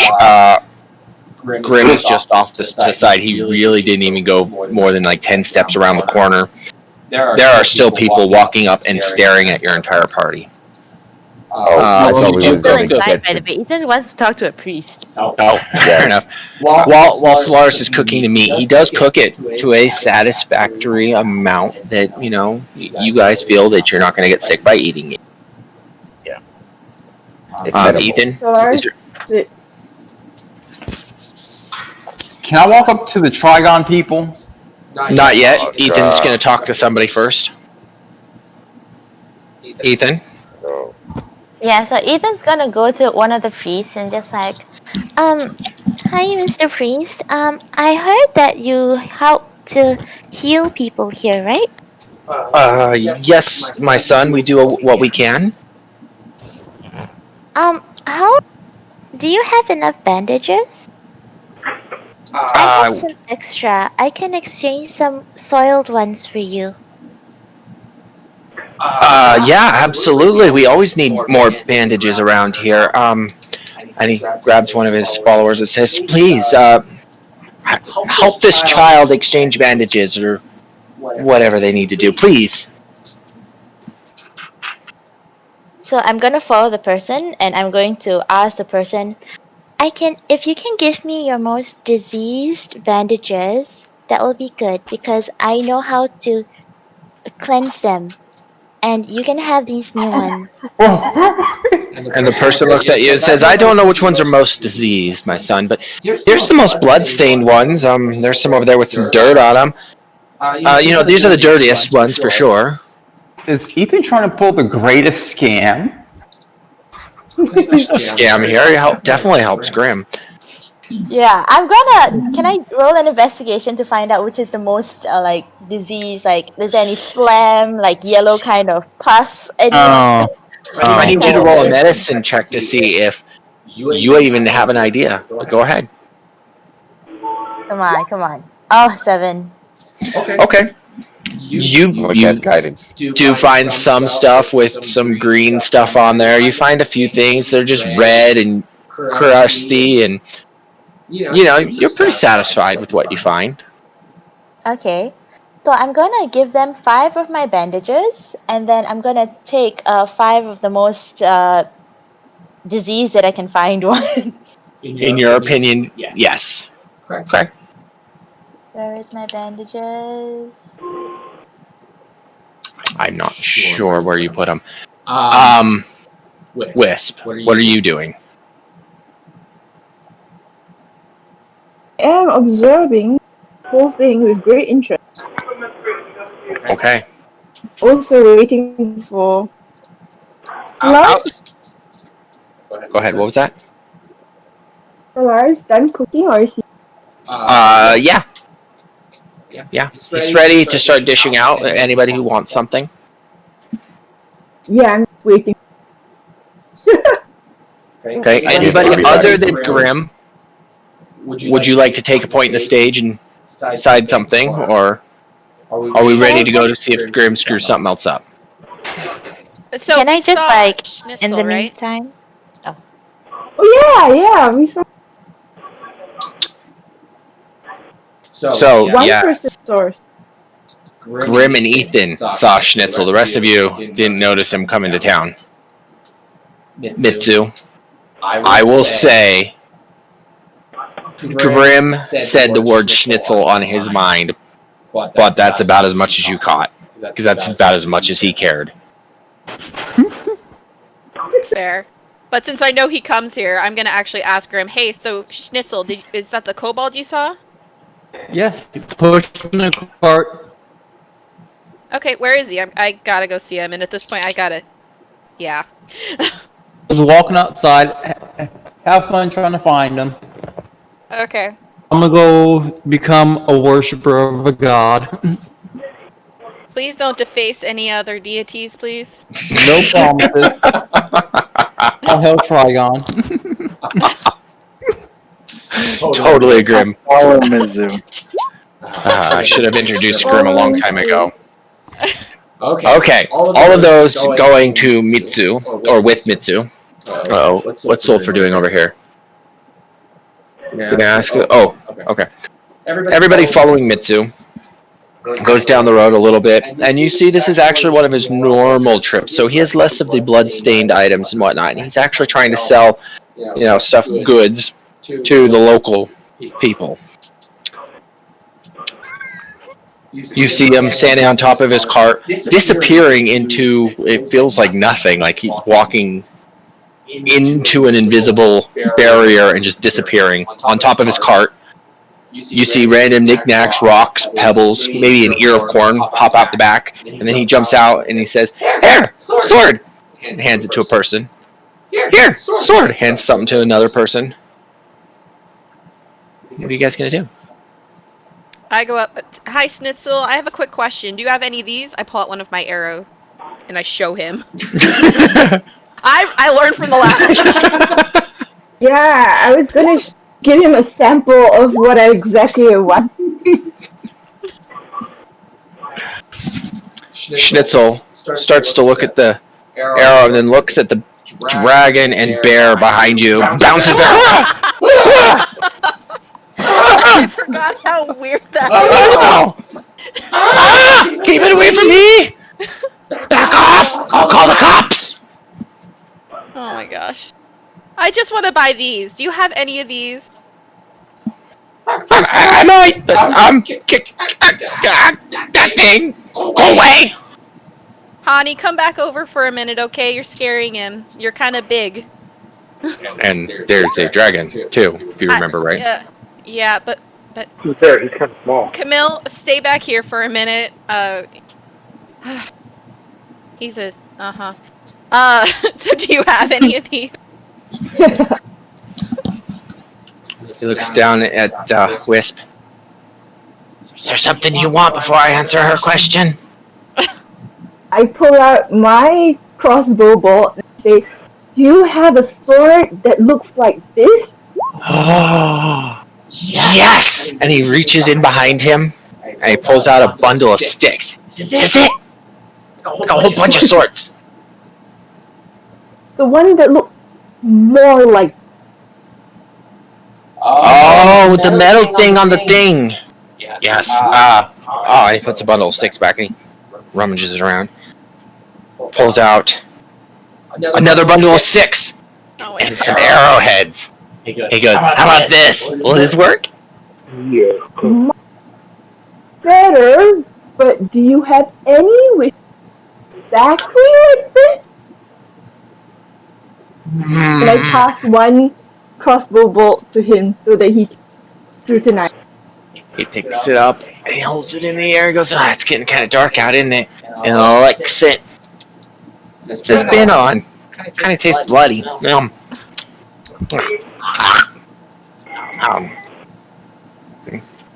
of tosses it over his shoulder. It disappears. He jumps in, rummages, pops out. I got about... I don't got very many of those. This battle's been really bad. I got some stuff that... He looks around. I'm not allowed to sell because of what it... what's on it. Kind of like yours. It's got a metallic-y taste to it. You know what I mean? Cop said I'm not supposed to sell it to regular people. You get in trouble if he catches me. Then I lean over and telling me, He pulls out 8 of these bolts and he points at a chart and says, 8 of these. And he kind of reaching around the scroll. He's pointing at silver pieces. So 8 silver pieces? Or For 8 bolts? Both. 8 silver pieces for 8 bolts. Okay. If you remember right, he doesn't know money. Yeah. And the more you taught him about money, that kind of didn't work anyways. Right. Dude, I got like 13 gold off of him. Yeah, you anyway. This is a hobby, you guys. and then you gave it back to us. This is his hobby. Let him have his shiny pieces. It's just fun for him. Alright. So I kind of 8 shiny pieces to him. And I throw in an extra slug. Ooh, slug! Oh, I haven't seen one of these in... Oh, they're so good. Have you been to the Dwarven City lately? These are so delicious. Nom, nom, nom, nom, nom, nom, nom. Thanks. Take. Okay. And he jumps back in the cart. Pops his head out. All right, you. What's your name again? I forgot what you wanted.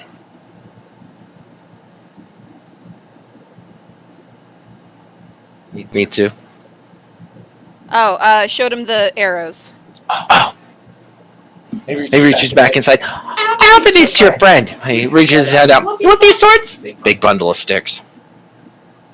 Do you have any with this pointy part on it? He looks at the I bear. showed him the middle. Are you sure that you're really a bear? Shake my head no. That's what I thought. You don't smell quite stinky enough. You know, they got that musk smell. Kind of flowery smelling. And he jumps back inside. And he gets his really long version. He sold Wisp. Probably about 2 feet long, very narrow, really nice fletching on it. Kind of golden tips, and says, found these. I don't know if they work for you. Why not about 10 of them? 20 copper. Or, excuse me, 20 V's. And he points at the copper piece. Okay. How about, I have silver. Can I offer him 1 silver? Oh. How about 10 of those? I really want I turn to copper. Mizu. Turn to Does Mizu and he just wants something and he likes that color. Give him that color. I don't have that color. I have...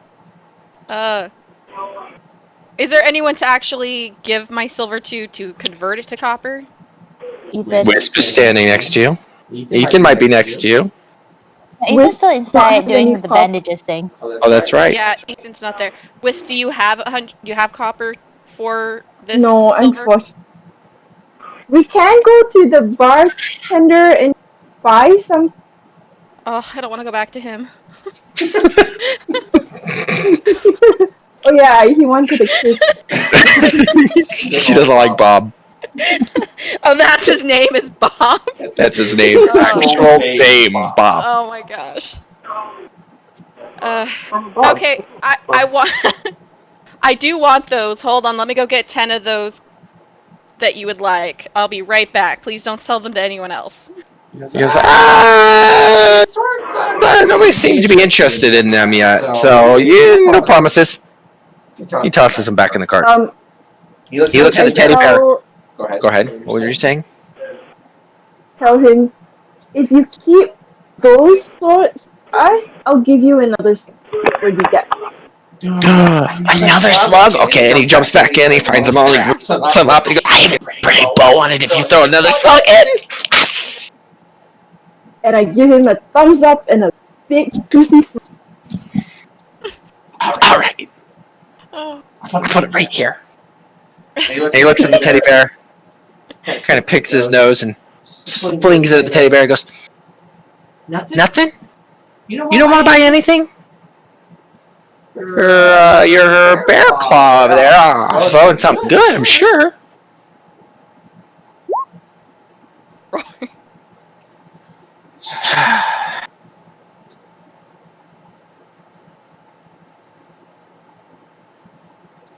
My head no. Flop it in. Walk towards the cart, sniff it some more. While Hani's sniffing, I run over to the bar to go exchange a silver bob. Okay. So while she runs off, is anybody else doing anything other than eating deer? I'm just gonna remind people to get over here to eat the deer before me and Rangor finish the whole thing. Okay. Is Ethan gonna take it? Because Ethan hasn't eaten yet, so I would like him to eat. Awesome. Fair enough. It's been plenty of time. Ethan's probably finished with the bandages and Started heading over there. Okay, so how many extra bandages did I get? And how many extra diseased ones did I get?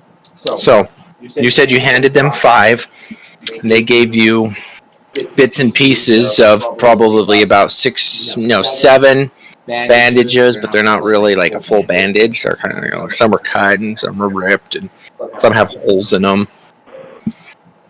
I gave them 5 bandages. I wanted like 5 proper disease bandages, but they still can be used. And then I'm offering to take the ones which have already been torn up, like they can't use it anymore. So I'll get it off their hand. That sounds about what they gave you then. They gave you some torn up ones and 5 regular ones. They thought you were a waste disposal. They just handed you other stuff. Okay, great, because I have mending. So how many? I'll do it outside of it, but I have wet mending. So how many do I get? If you cast mending, you can achieve another 2 complete bandages. Okay, and these ones are also diseased, right? So I cast mending on. I'll go outside, cast mending on them, and then pass Grim the 7 diseased bandages. Like, Except for as you cast mending, the 2 that were torn to bits end up cleaning up a bit. oh, okay. Well, then I'll just clean these ones up as per normal. So I'll have 2 dirty bandages, and I'll pass Grim the 5 hopefully rations, sick rations. Grim, your belly has been slightly satisfied, and the bandages definitely smell of disease. You're not so sure that your body can process the fabric, but it might be a treat to just sit there and lick on or something. Like a popsicle. Delicious. Next town we go to, we can get some more bandages, and then we can just repeat the process. See? And he pats Grim's shoulder, just like, I told you I'll handle it. and kind of moves and wants to look at what Schnitzel also has.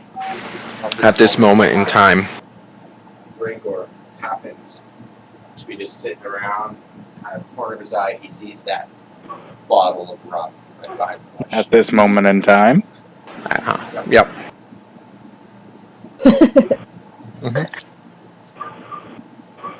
Did I miss something? No, it was at this moment in time. Yep. Right as Ethan starts walking off to go see Schnitzel, Rangor happens to just look around and spot just that small gap between the bush and the building where you guys placed that bottle of rum.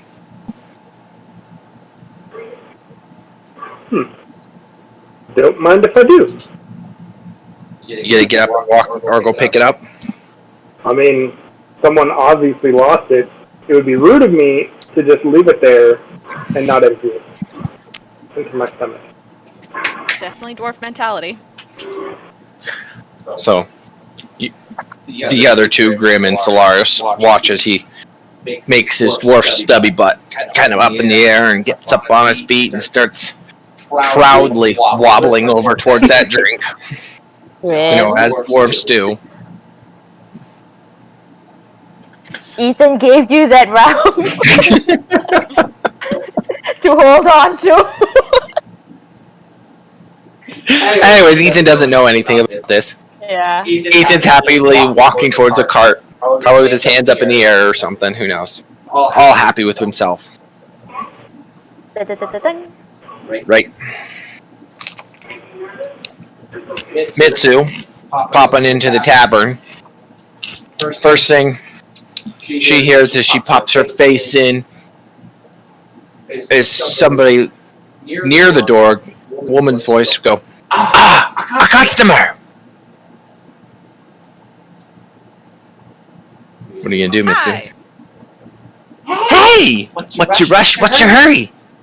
I just need to get some copper, like in exchange for some copper. Sure! Sit you down, sit! Past a minute, I thought you seen a ghost. Oh no. Have you come in for a pie? Have I what? Have you come in for a pie, sir? Sure, how much is the pie? Oh, 30 silver. Oh, I'm sorry, that was the expensive pie, but you can pay that too if you like. Mind Was it you. a whole pie or like a slice? Oh, that was a whole pie. I mean, whole pie. If you want a meat pie, we got a small slice or a small personal size pizza for 25 copper or so. We could definitely do that for you. I'll get the large pie and then one of those meat pies. Okay, sure. That is, counting on her fingers, 30 silver plus 25 copper, so there you go. Here. So I'll give you 31 silver, and I just need the copper. Alright, she pulls up her pocket and kind of counts some coins into her hand. 1, 2, It'll be 3. Oh my goodness. 4. Oh my god. What comes after 4? 5. 6. And she does this for a few minutes until she gets to about 50. You know, How much did I owe you again? 50's great. 50 copper, that's perfect. Thank you very much. Okay, you're welcome. 50 licks to get to the center of the Tootsie Pop. About 10 minutes after Mitsu walks off. Oh, before you leave the tavern, Bob pops out. Hey, you! You were here this morning, weren't you? Yeah, I remember you. You didn't want to give me that kiss, but you know what? I'm off the clock now. I just passed it over to this lady. Oh, you met! Oh, this is Kelly. Kelly is a very nice lady. A little slow, if you ask me, but she makes us good money. Would you like to go on that date? Mind you, Bob is a very heavy-set man. He's got kind of a few growths off of his face, very brown growths with lots of hair sticking off. He kind of looks like an ogre, just, human-sized. But he has a good personality. Great personality. Great personality. Honestly, his personality's crap too, just saying. Great personality that asks for a kiss as a favor. I'm with Mizu, right? Did you come with me? I'm not sure. I think I did because I told Schnitzel that we'll be back. Okay. And Hani stayed back, sniffing at him. Okay. Mm-hmm. Sorry, Bob, I actually gotta go. I'm just gonna get these pies and leave. I'll be more than happy to carry him off to your cart. No, thank you. That's fine. We're okay. Are you sure? I know the fastest route to the Mithril. I stepped between them and I apologize, little boy. Dwarf son, I'm sorry. Do you know the route to the Mithril Forest? I'm sure this great elf is lost here. I'd be more than happy to escort her myself, but if you know the way, I'll gladly step out. Yeah, we know. We're fine. We're gonna go. Thank you for the pies. What was your name? Bob, ma'am. And he tips his hat too. The lady that was helping us. Oh, Kelly. Well, thank you. My name is Kelly. Okay. Thank you, Kelly. Thank you for the pies. We're gonna go. Bye. I just start walking towards the door. Bob waves, sadly, tear dropping down one eye. Oh my gosh. Bob is sad. You have upset Bob. I don't care. At least Bob is alive in this timeline, okay? He should be happy he's still breathing. He doesn't know about the death. I don't care. And he didn't technically die, he just mostly died. I don't care. Yeah, walking away. Now I have food for people too, so... Not to mention that. You weren't there to witness the first mostly death. You heard the stories, but you weren't there to witness. And and I've seen his flashing in Grimm's mind of when it happened too. This is probably true. So, yes, I wasn't physically there. However, You have gotten visions. Mm-hmm. Oh my gosh. See, I get back to Schnitzel. Yeah, it takes about 10, 15 minutes before she comes back out of the tavern. And from where you're standing, you definitely can see her come out, kind of with a confused expression on your own face, like, what the hell does it take 15 minutes inside this building to buy the army to change a few coins over? Then you notice the pie in her hands. Because she's sitting on the barkeep. Oh, shut up. I tried to get out before he came out. It's fine, we get it. It's cool. I'm not judging.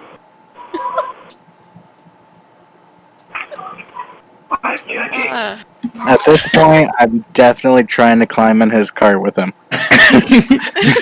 Schnitzel's taking out a good switch-style stick, one of those very bendy sticks, and he's kind of whopping you on the head.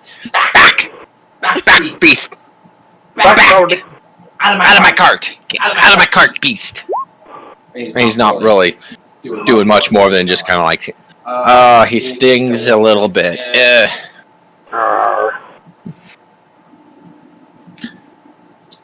Mitsuru, you see Schnitzel over here trying to fight off a bear. Looks like he's honestly trying his hardest, too. Honey, sweetie, come back. Stop scaring Schnitzel. I poke my head up, look over at Mizu, and then slink back. I have pie! And next thing you know, there's a black bear on top of it. I wouldn't say on top of them. Very, very, very close. I give Honey part of the meat pie, and I go over to Schnitzel, and here's your 10 copper. I would like those swords that you showed me earlier. Oh. Swords. And he jumps back inside the cart, and he goes, This? And he actually pulls out 2 large silver swords. This one? No, the one that you wrapped in the ribbon for us. Oh, that one! And he goes, the bundle of swords. Here you go. Yeah. Thank you. Here's your 10 copper. Thank you. What is copper? 10 of these pieces that look like this. Oh, okay. What was that about a slug? And I pass him 2 slugs. 2 slugs? You're so... My favorite. And he bites it in half. Goes, "Would you like to share one with me?" Oh. Okay. Yay! And he kind of smiles and finishes chewing his, and then slurps down the second one. Wait, so Ethan sees this, right? So now Ethan thinks slug is also going to be part of a currency. Okay. Oh yeah. This is definitely when Ethan walks up. Oh my god. Except for Ethan has no slugs. Bag of slugs! I have a full bag of slugs that Charlie gave to me. Do you remember? He does have the full bag, you're right. I have everything! Wisp has 8 slugs from the original bag, but then Charlie created the other bag, and Ethan has the other bag. 5 and 1 It has a full right? 20. You still have Grimm's sword and the book and the bag of slugs, right? Yes. And the moon juice. Moon juice? What? And a map. And the unicorn. I didn't get the unicorn juice, so. I have everything else. That is not mine.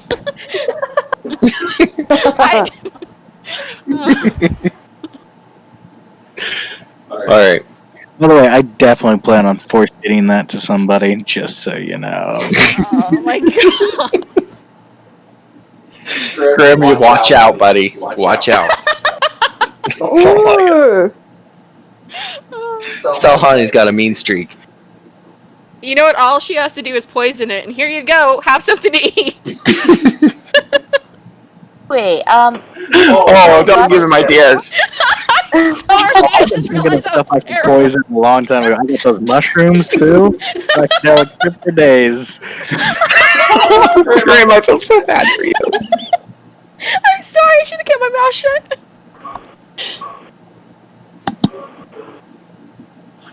Alright, is there anything else you guys need from this cart? Ethan's gonna ask if he has any poison. Do you sell poisons? I'm not in that place. Sell swords. You need a sword? Do you have a sword that comes in a bottle and might be green in color? No, look. He jumps in the cart. Clanking, crashing, splashing. Glass breaks in there. You see a couple rocks fly off, almost hit you. Pops out. No green liquid in here. I have swords. Schnitzel, do you have something called a poisoner's kit? You'd be lucky if he has an alchemist kit. Either or. You got an alchemist kit? Or a poison? There's like 3 of you that have poison spells, so you can cast on anything you want. Okay, yeah. Never mind. I mean, so it's not a big deal.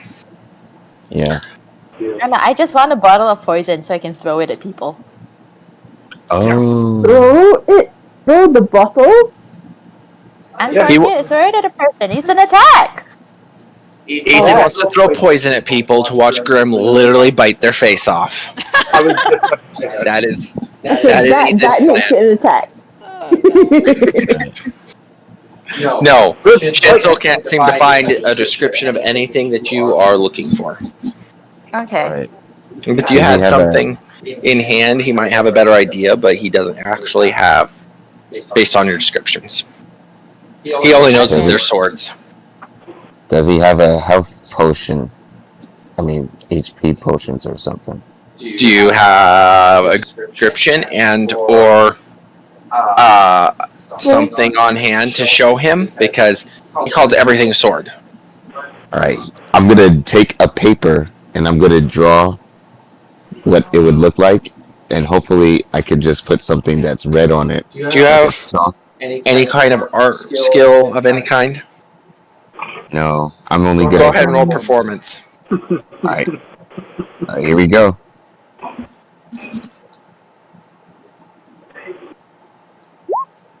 Oh, too bad. He goes, yes! Yes, I have that! And he jumps in the cart. He comes out and he brings out this rather large, like almost as big as he is, head of an ox. And it's like rotted almost to the bone. There's patches of fur on it, and I think one of the eyeballs is still in it. He goes, here! Nah, no thank you. And he looks at you guys and holds up the picture. Is this not what he drew? And it looks almost exactly the same. Oh no! Yes.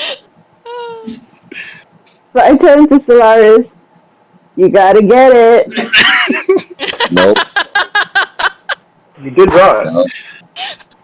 And he points at the silver and looks at Wisp. 3 of these, please. I point to Solaris. I'm not purchasing it, Schnitzel. It's not happening. I'm not buying it. Ethan wants to draw out his stuff as well, just trying it. Because apparently this guy can search for stuff based on pictures, so yes. Okay. Whoa. You drew a very detailed, in-depth picture of a healing potion. I'm poison. Healing and Oh, of a poison. Oh, poison. I apologize. Okay. But it does the opposite. I thought you were saying healing, but poison. Gotcha. He goes, oh, sword! And he jumps inside. Pops out. Not the same color, but it's close. What color is it? Yellow-ish. I think it's the same. I'm gonna do an Can I do an investigation or perception to find out what it is? I'm just gonna ask him. What does this sword do? I don't know. Based off your description, though, I think it does the thing. I haven't tested it out yet, but somebody else who was using it died when they drank it. One drop. Can I do the investigation or a perception for this?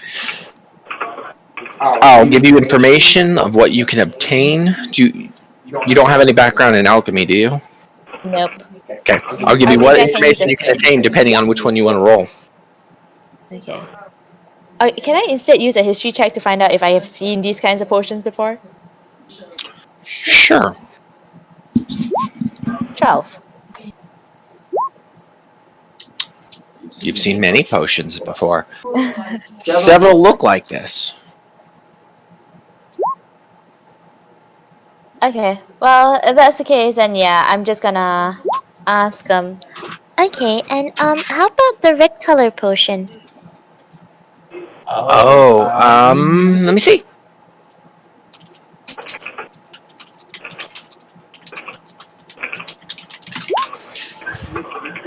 Yeah, and he pops back out and has this very tiny small vial with red liquid in it. Like this?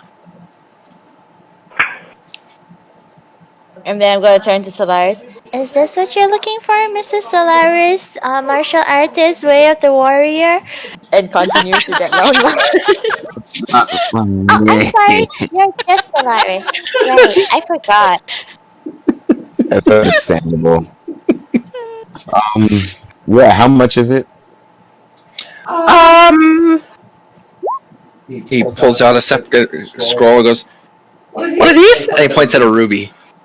Very small ruby. What? Well, this stuff is really powerful, sir. I don't just pull out rubies out of Is nowhere. that too What kind of much? courtesy? He looks very sad and looks around. Did I ask for too much? A little I bit, don't think yeah. any of us are able to buy that. We don't have a ruby. A very sir. sad face. He looks at you. What do you think it's worth? I know it's not a ruby. Do I know what it is? He looks Small at Wisp vial and says, he looks at Wisp and licks his lips and says, about 3 of those swords. 3 swords? You mean the slugs? The edible swords? Mm-hmm. I mean, these health potions was gonna be for one of the parties, and I was gonna give it to Wiss anyway, but He sniffs and he looks at Ethan. You have some, don't you? I'll give you 4 of these slugs if you give me both potions. Deal. Okay, so now I have 16 slugs. Okay. Wisp, you watch as Ethan pulls your bag of slugs out that says Solaris's slugs with a cross out and then Wisp written next to it. And she pulls 4 slugs out and hands it to Schnitzel and then puts the pouch back.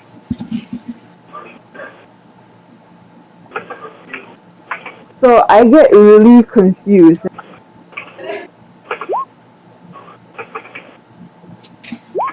Okay. I point to the bag and I say, what is that bag say? Ethan looks at it and then just like shows it off. Shows it to her. Him. So you definitely see written in common, not even dwarven or anything, written in common is that same setting.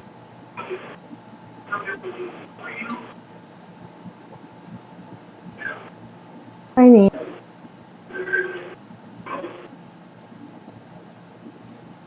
And I can't even hear her anymore if she's talking. Yeah, you're cutting out. Can you hear me? I'm assuming that Wisp is hugging Ethan and saying, "Pretty please, can I have my slugs back? It has my name on it." I mean, Nope. You have to come out and use my mic. This is gonna suck. I hate it. If there's not one person, another person has a problem. How, If I had power to fix it, I would. That's better. okay, Yep, cool, better. yeah. Oh, I turned down my sensitivity really low because the house was noisy just now, and now the house is quiet and I forgot to turn it up again. Ah. Yeah. Okay, yeah, so I just like, why is my name on that bag? Well, it's a bag that I've had since I left my house. I don't know why your But name is on it, but it was if with me from the beginning.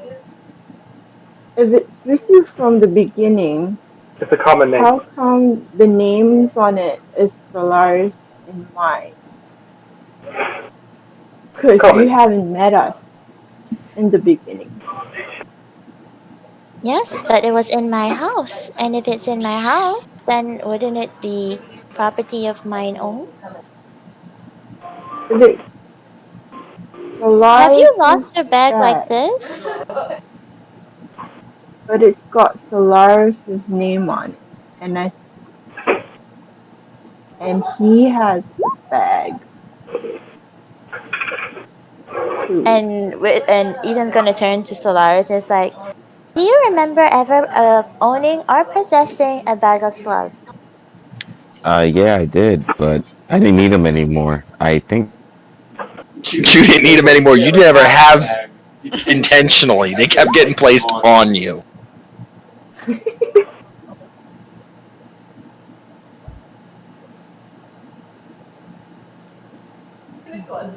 If you remember, Charlie, I believe it was, kept taking the bag of slugs and to entice Wisp to attack you, kept placing them on you. Yeah, my bad. I got out of Discord. What'd I miss? I was trying to tell you that the bag of slugs was actually on your character because Charlie stole them from Wisp and put them on your person. Yeah, he made me look bad. Tried to. Oh, I thought I heard you say that the bag it's got Solaris's name there and crossed out, and then Wiz name written on it over Solaris's name. Is it the opposite Absolutely. way? Nope, that's right. Okay. Because that particular bag is not the bag that's on Wisp, which was the bag that Solaris was originally stole. The bag that is in that's on Ethan is now the one that just to entice or antagonize Wisp again. He created this special bag written with these names on it and put it on Solaris without him knowing. And then, of course, it's now on Ethan. So.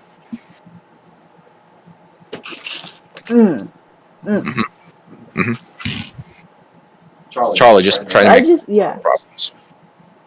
So I'm just squinting at Solaris and at the bag and being all very confused. Do I still have my bag? Oh yeah. Yeah, you still have a couple of slugs in your bag, but you can tell that that other bag has a lot more.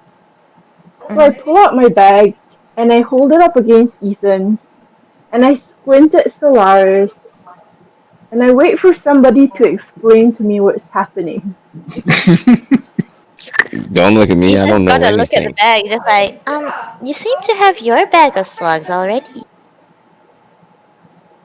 And I say, yeah, but this has Solaris's name on it. Have we met you before? I don't believe we have. I reach into my bag and I pull out my journal. Wait. Is my journal a legit part of my possessions? If your character would have written in a journal this entire campaign, I know you started at the very beginning and it kind of stopped. Yeah. If that's what your character would have done, then yes, that part is still on you and has been untampered. Okay. So I reach into my bag and I pull out my journal and let me just see what it says. I'll read it out to everybody. Oh wait, everybody is just Solaris and Ethan and is Mizu there? Who else is there? If you're looking at the journal in the very beginning, Mitsu wasn't there until the Oh last no edit. no, like currently. Oh yeah. Currently, yeah, Mitsu's there. Okay. So Ringor and Grim are the only two not standing next to you. I pull out my journal and I read it out. I think they fell asleep. Hmm. I'm drinking free alcohol. I don't know what you guys are doing. Yeah. He's cuddling with his kitty. So I read it out. Day 1, crazy elf short barman, nearly slept in jail. Actually slept at guild house, job offer next town. Day 2, slept at Cowfield. Elves useful, more sleep for me. Day 3, ate cows. Street killers. Weird kid slept with corpses. Weird kid is weird. Yay for new maze. Day 4, barely got into Misrur, slept in monastery. Day 5, crazy elf is rich. Met thin man in creepy blood goblin. Then I point at Grim, crazy elf, and I point at because yeah, and then yeah, I point at Grim, crazy elf. I point at my journal, weird kid, and then I point at the bag of slugs with our name on it, and then Ethan's face, weird kid. And then I hold up the journal again and I point at the weird kid in the journal. Weird kid?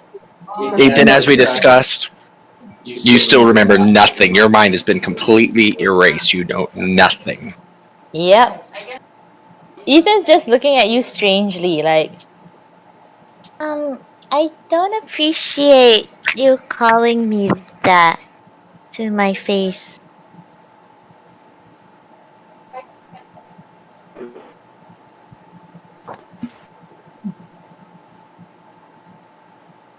I hear you. Did you say? Apology. Oh, Yes. I was gonna tell her to apologize. It's so awkward. Silence.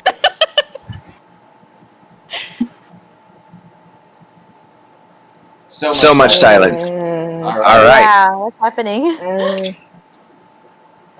Wisp died of a heart attack.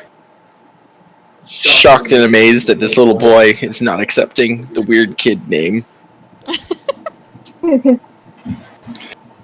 Alright.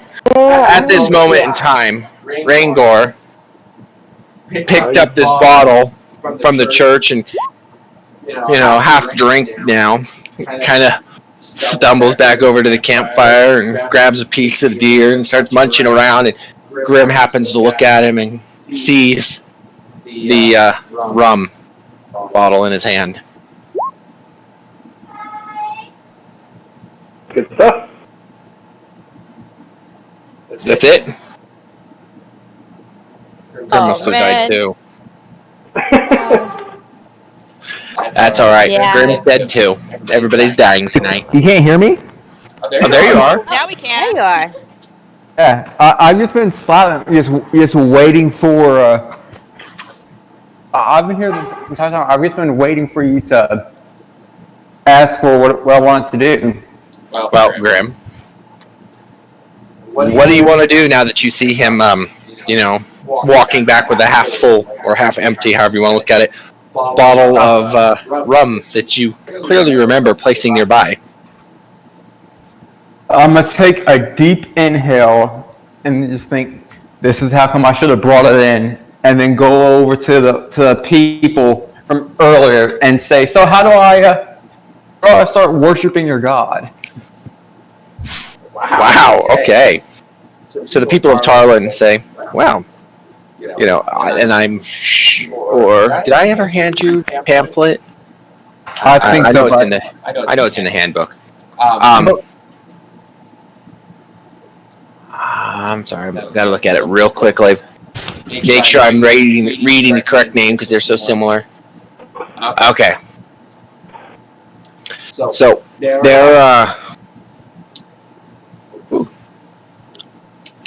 he starts explaining, my god is trickery incarnate. Chaos. That's really how we worship our god. It's we don't worship him. We support him in all of his acts of chaos, and we try to cause chaos because no good in light can be great without darkness, right? And so whenever there's too much evil going on, we have to do some good things. Whenever there's too much good going on, you have to do some bad things. But most of it is, we really like to pull practical jokes. Oh. And yours was kind of funny. You got your own friends to attack you. That was hilarious, by the way. Yeah. I guess I should have been stealthier, but you know what? I think I'm gonna enjoy worshiping this god. Yeah, he's really great. And the best part is if you, through worshiping of him, you can't piss off the other two gods. He's like the neutral ground between them. Actually, I think, if I'm not mistaken, it's a female. I gotta double check that, or you can. Anyways. Island's the only male. The twins are both female. There you go. See? So you're telling me I have to pull pranks Yes. on the other gods, and they won't be mad. Yeah! That's the best part because you're doing good and bad. Oh, you're worshiping both death and life at the same time. I like this. Sign me up. All right. Oh yes, you're just barely on the skirt of being able to hear what Grim's thinking. Okay.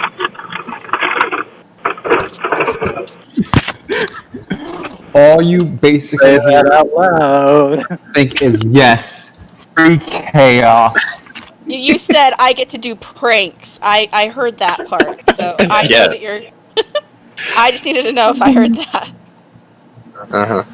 Oh boy. I just shake my head. I don't say anything. I just. Okay. So, Rangor, Grim, is there anything else you guys wish to do? I'm gonna say, like, I'm gonna look over and say we're gonna use that drink for to help. But since they decided to lie, we're good. I found this over there. I don't know what you were thinking. Yes, we hid it in there. In the bushes. Grim, I would like you to roll a persuasion check. Persuasion? Persuasion. You're trying to persuade him that, you're being honest and truthful. Why? At the same time, Rangor, you get to roll a wisdom check. See through him. Or, a wisdom check would be fine. And he's going to fail his check, and then I'm going to fail my check. You just got to do better than him. I'm gonna laugh if you both do crit fails. That would be amazing. That would be hilarious. Oh God. Grim is giving the absolute. He's doing his best to be honest here. And he's just like stumbling over his words, like pointing at the bench because he was pretty sure he left it in the bench. And Rangor's like, man, I didn't even get it from over there. What are you talking about? You know what? Grim Mission said, you know what? I'm probably just going a little crazy from when I splurted myself in the face. Carry on. Told you wasted that 18 earlier. And Grim is just gonna look. Wait, does Grim have that bottle? What about Grim?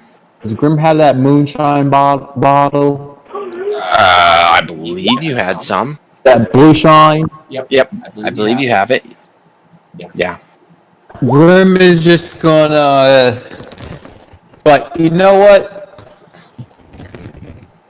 Alright, here, once you finish that, why don't me and you share a drink?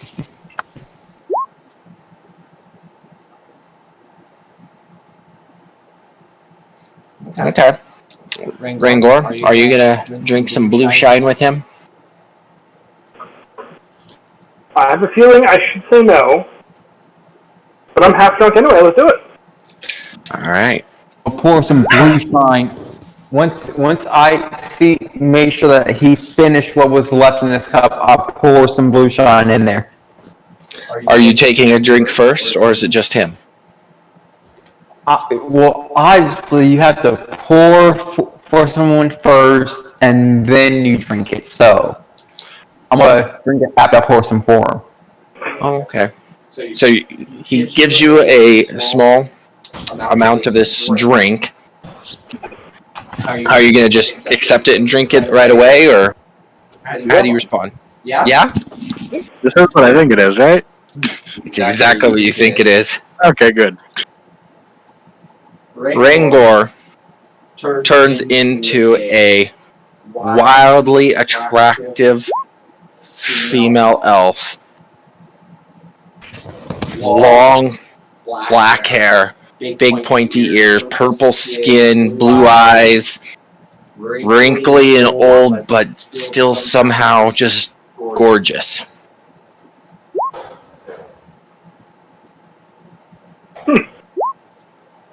Rangor is so drunk he just thinks it's part of the drunk. And since Grim is both asexual and aromantic, he just shrugs it off.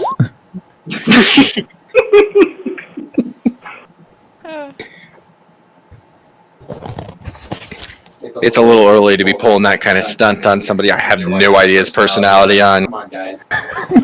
Alright. I played my character. That's my personality. I get that. But the objective of this drink is it changes you into your character's true personality. So, very old, beautiful person. Now Grim can really cause some chaos. Exactly. Chaos. I know.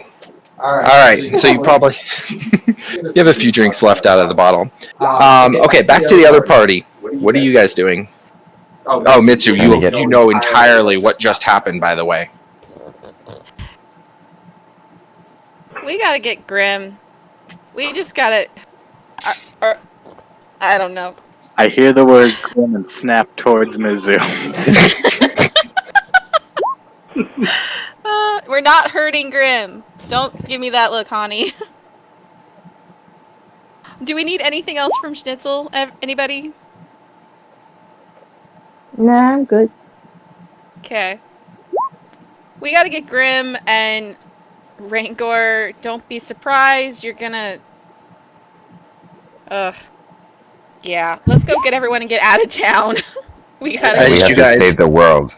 As you guys approach the church where the deer is lying, you start to notice this beautiful, mostly undressed elven lady sitting near this campfire eating on your deer.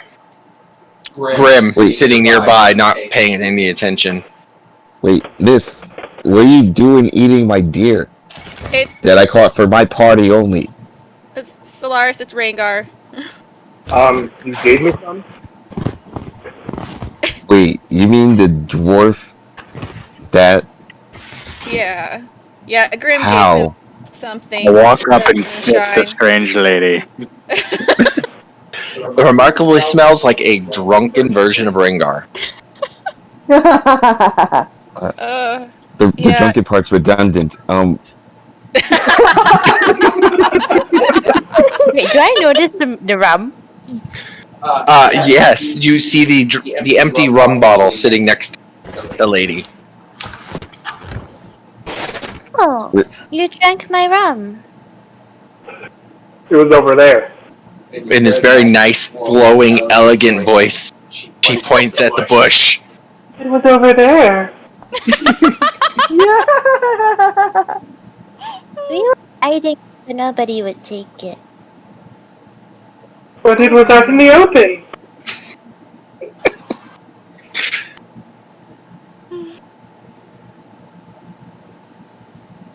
Well, they did.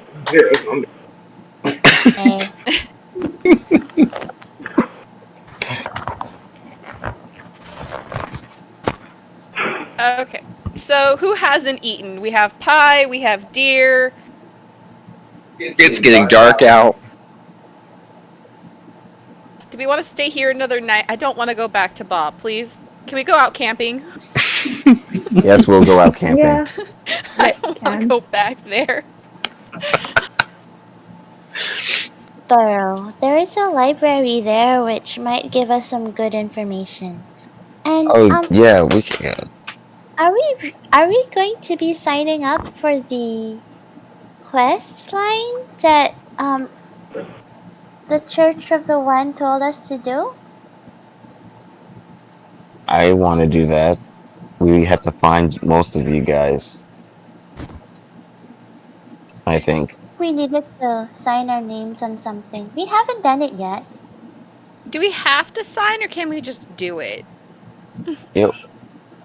I'm not sure. We'll need to ask them. Yeah, you guys. Said that we could You're gonna sign need to in a talk to. different town.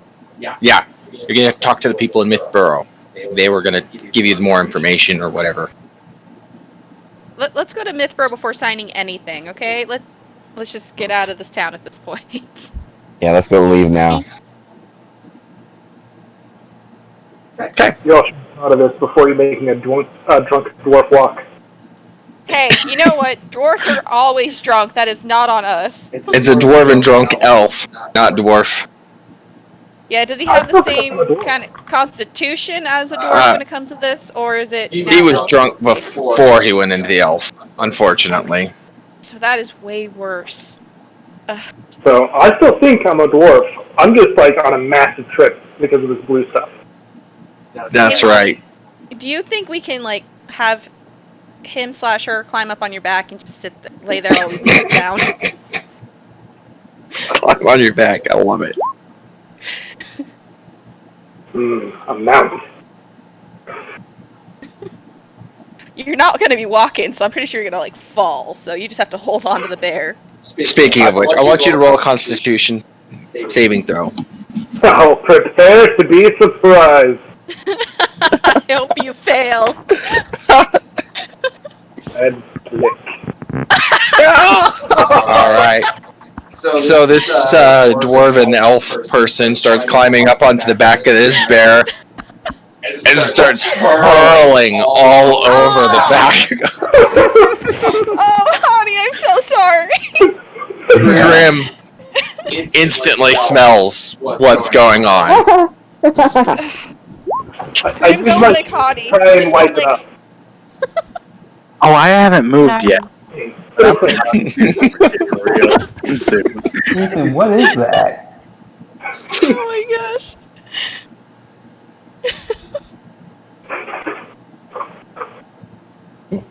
Ethan, are you okay? What happened? Alright, I accidentally clicked. Sorry. Ignore that! What is that? It's like, what are you doing? Phantasmal As I buck wild as a bear. Has Ethan been holding out a strong attack? Ethan has been holding out so much, you guys, so yeah. Ethan has been following Grim and doing so little. All of a sudden, accidentally, Ethan holds his hand up, and Solana gets thrown across the battlefield. Pretty sure Phantasmal Force is a... I'm just joking. That was a total joke. I'm gonna look at the bear's back and lick my lips. Solana, you happen to notice him staring at your butt, licking his lips. I start bucking like a horse and trying to knock this person off my back. I go as far away from that flying vomit as possible. I'm trying to hold on. Go ahead and roll a grapple check. So that's strength versus his strength. So Solani and roll strength. Solani and Ragnar, both of you roll strength check for grapple. Oh, you're going down. Yes. Yes. No, I think you're physically going down. Yes. So Solhani, you buck so hard, this drunken person just kind of like flew back and like crashes into Grim. You're clear of the body presence, but this vomit is really starting to soak into your fur, and I'm rolling on the ground, rubbing my back up against trees, doing everything bears do. And Grim is just staring at the bear hungrily. Oh my god. Pretty sure at this point, I should probably be unconscious.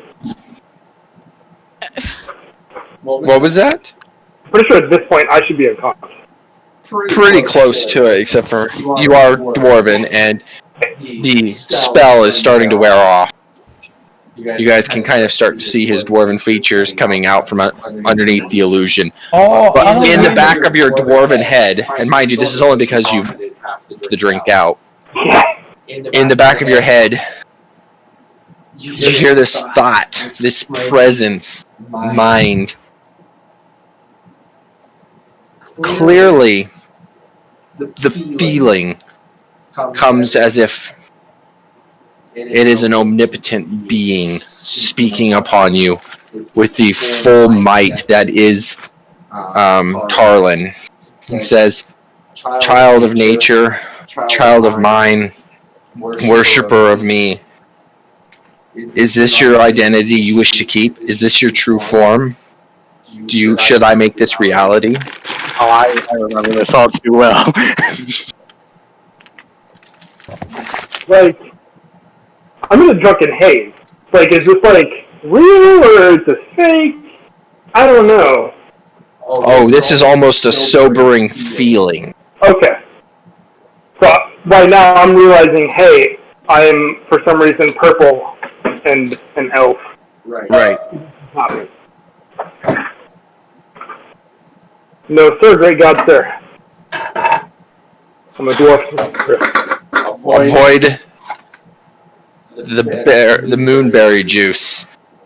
For next time, if you drink it, you will stay in your form that finds you. Yes, sir. And it wears off. You regain your dwarven form.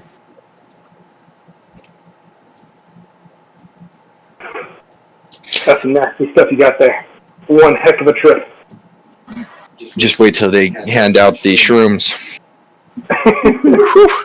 So, just so you know, I went ahead and changed forms with my last character, went crazy, and now we're here with the new character. Going crazy was your own fault. I mean, sometimes you go crazy for good reasons. Like, oh, I'm sure it was a good reasons. That was afraid of drowning, and they put me on a boat, and I cast fireball and killed half the team. Yeah.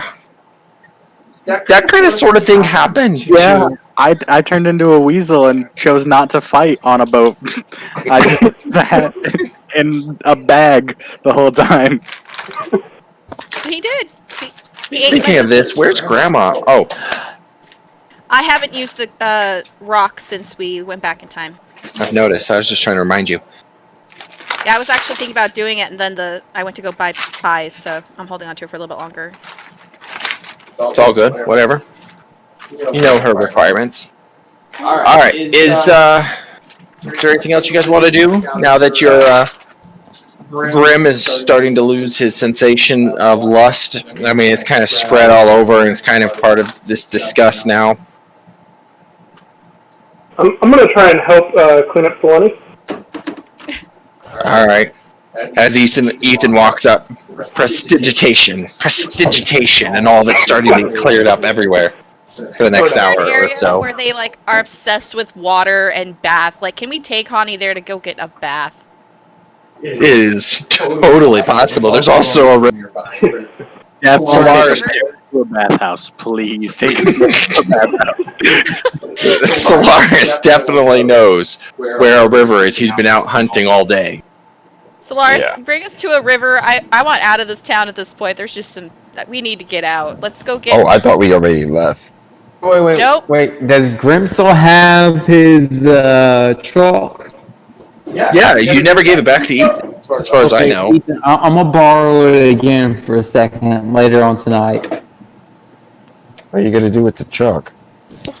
That's what I use it for my own writing.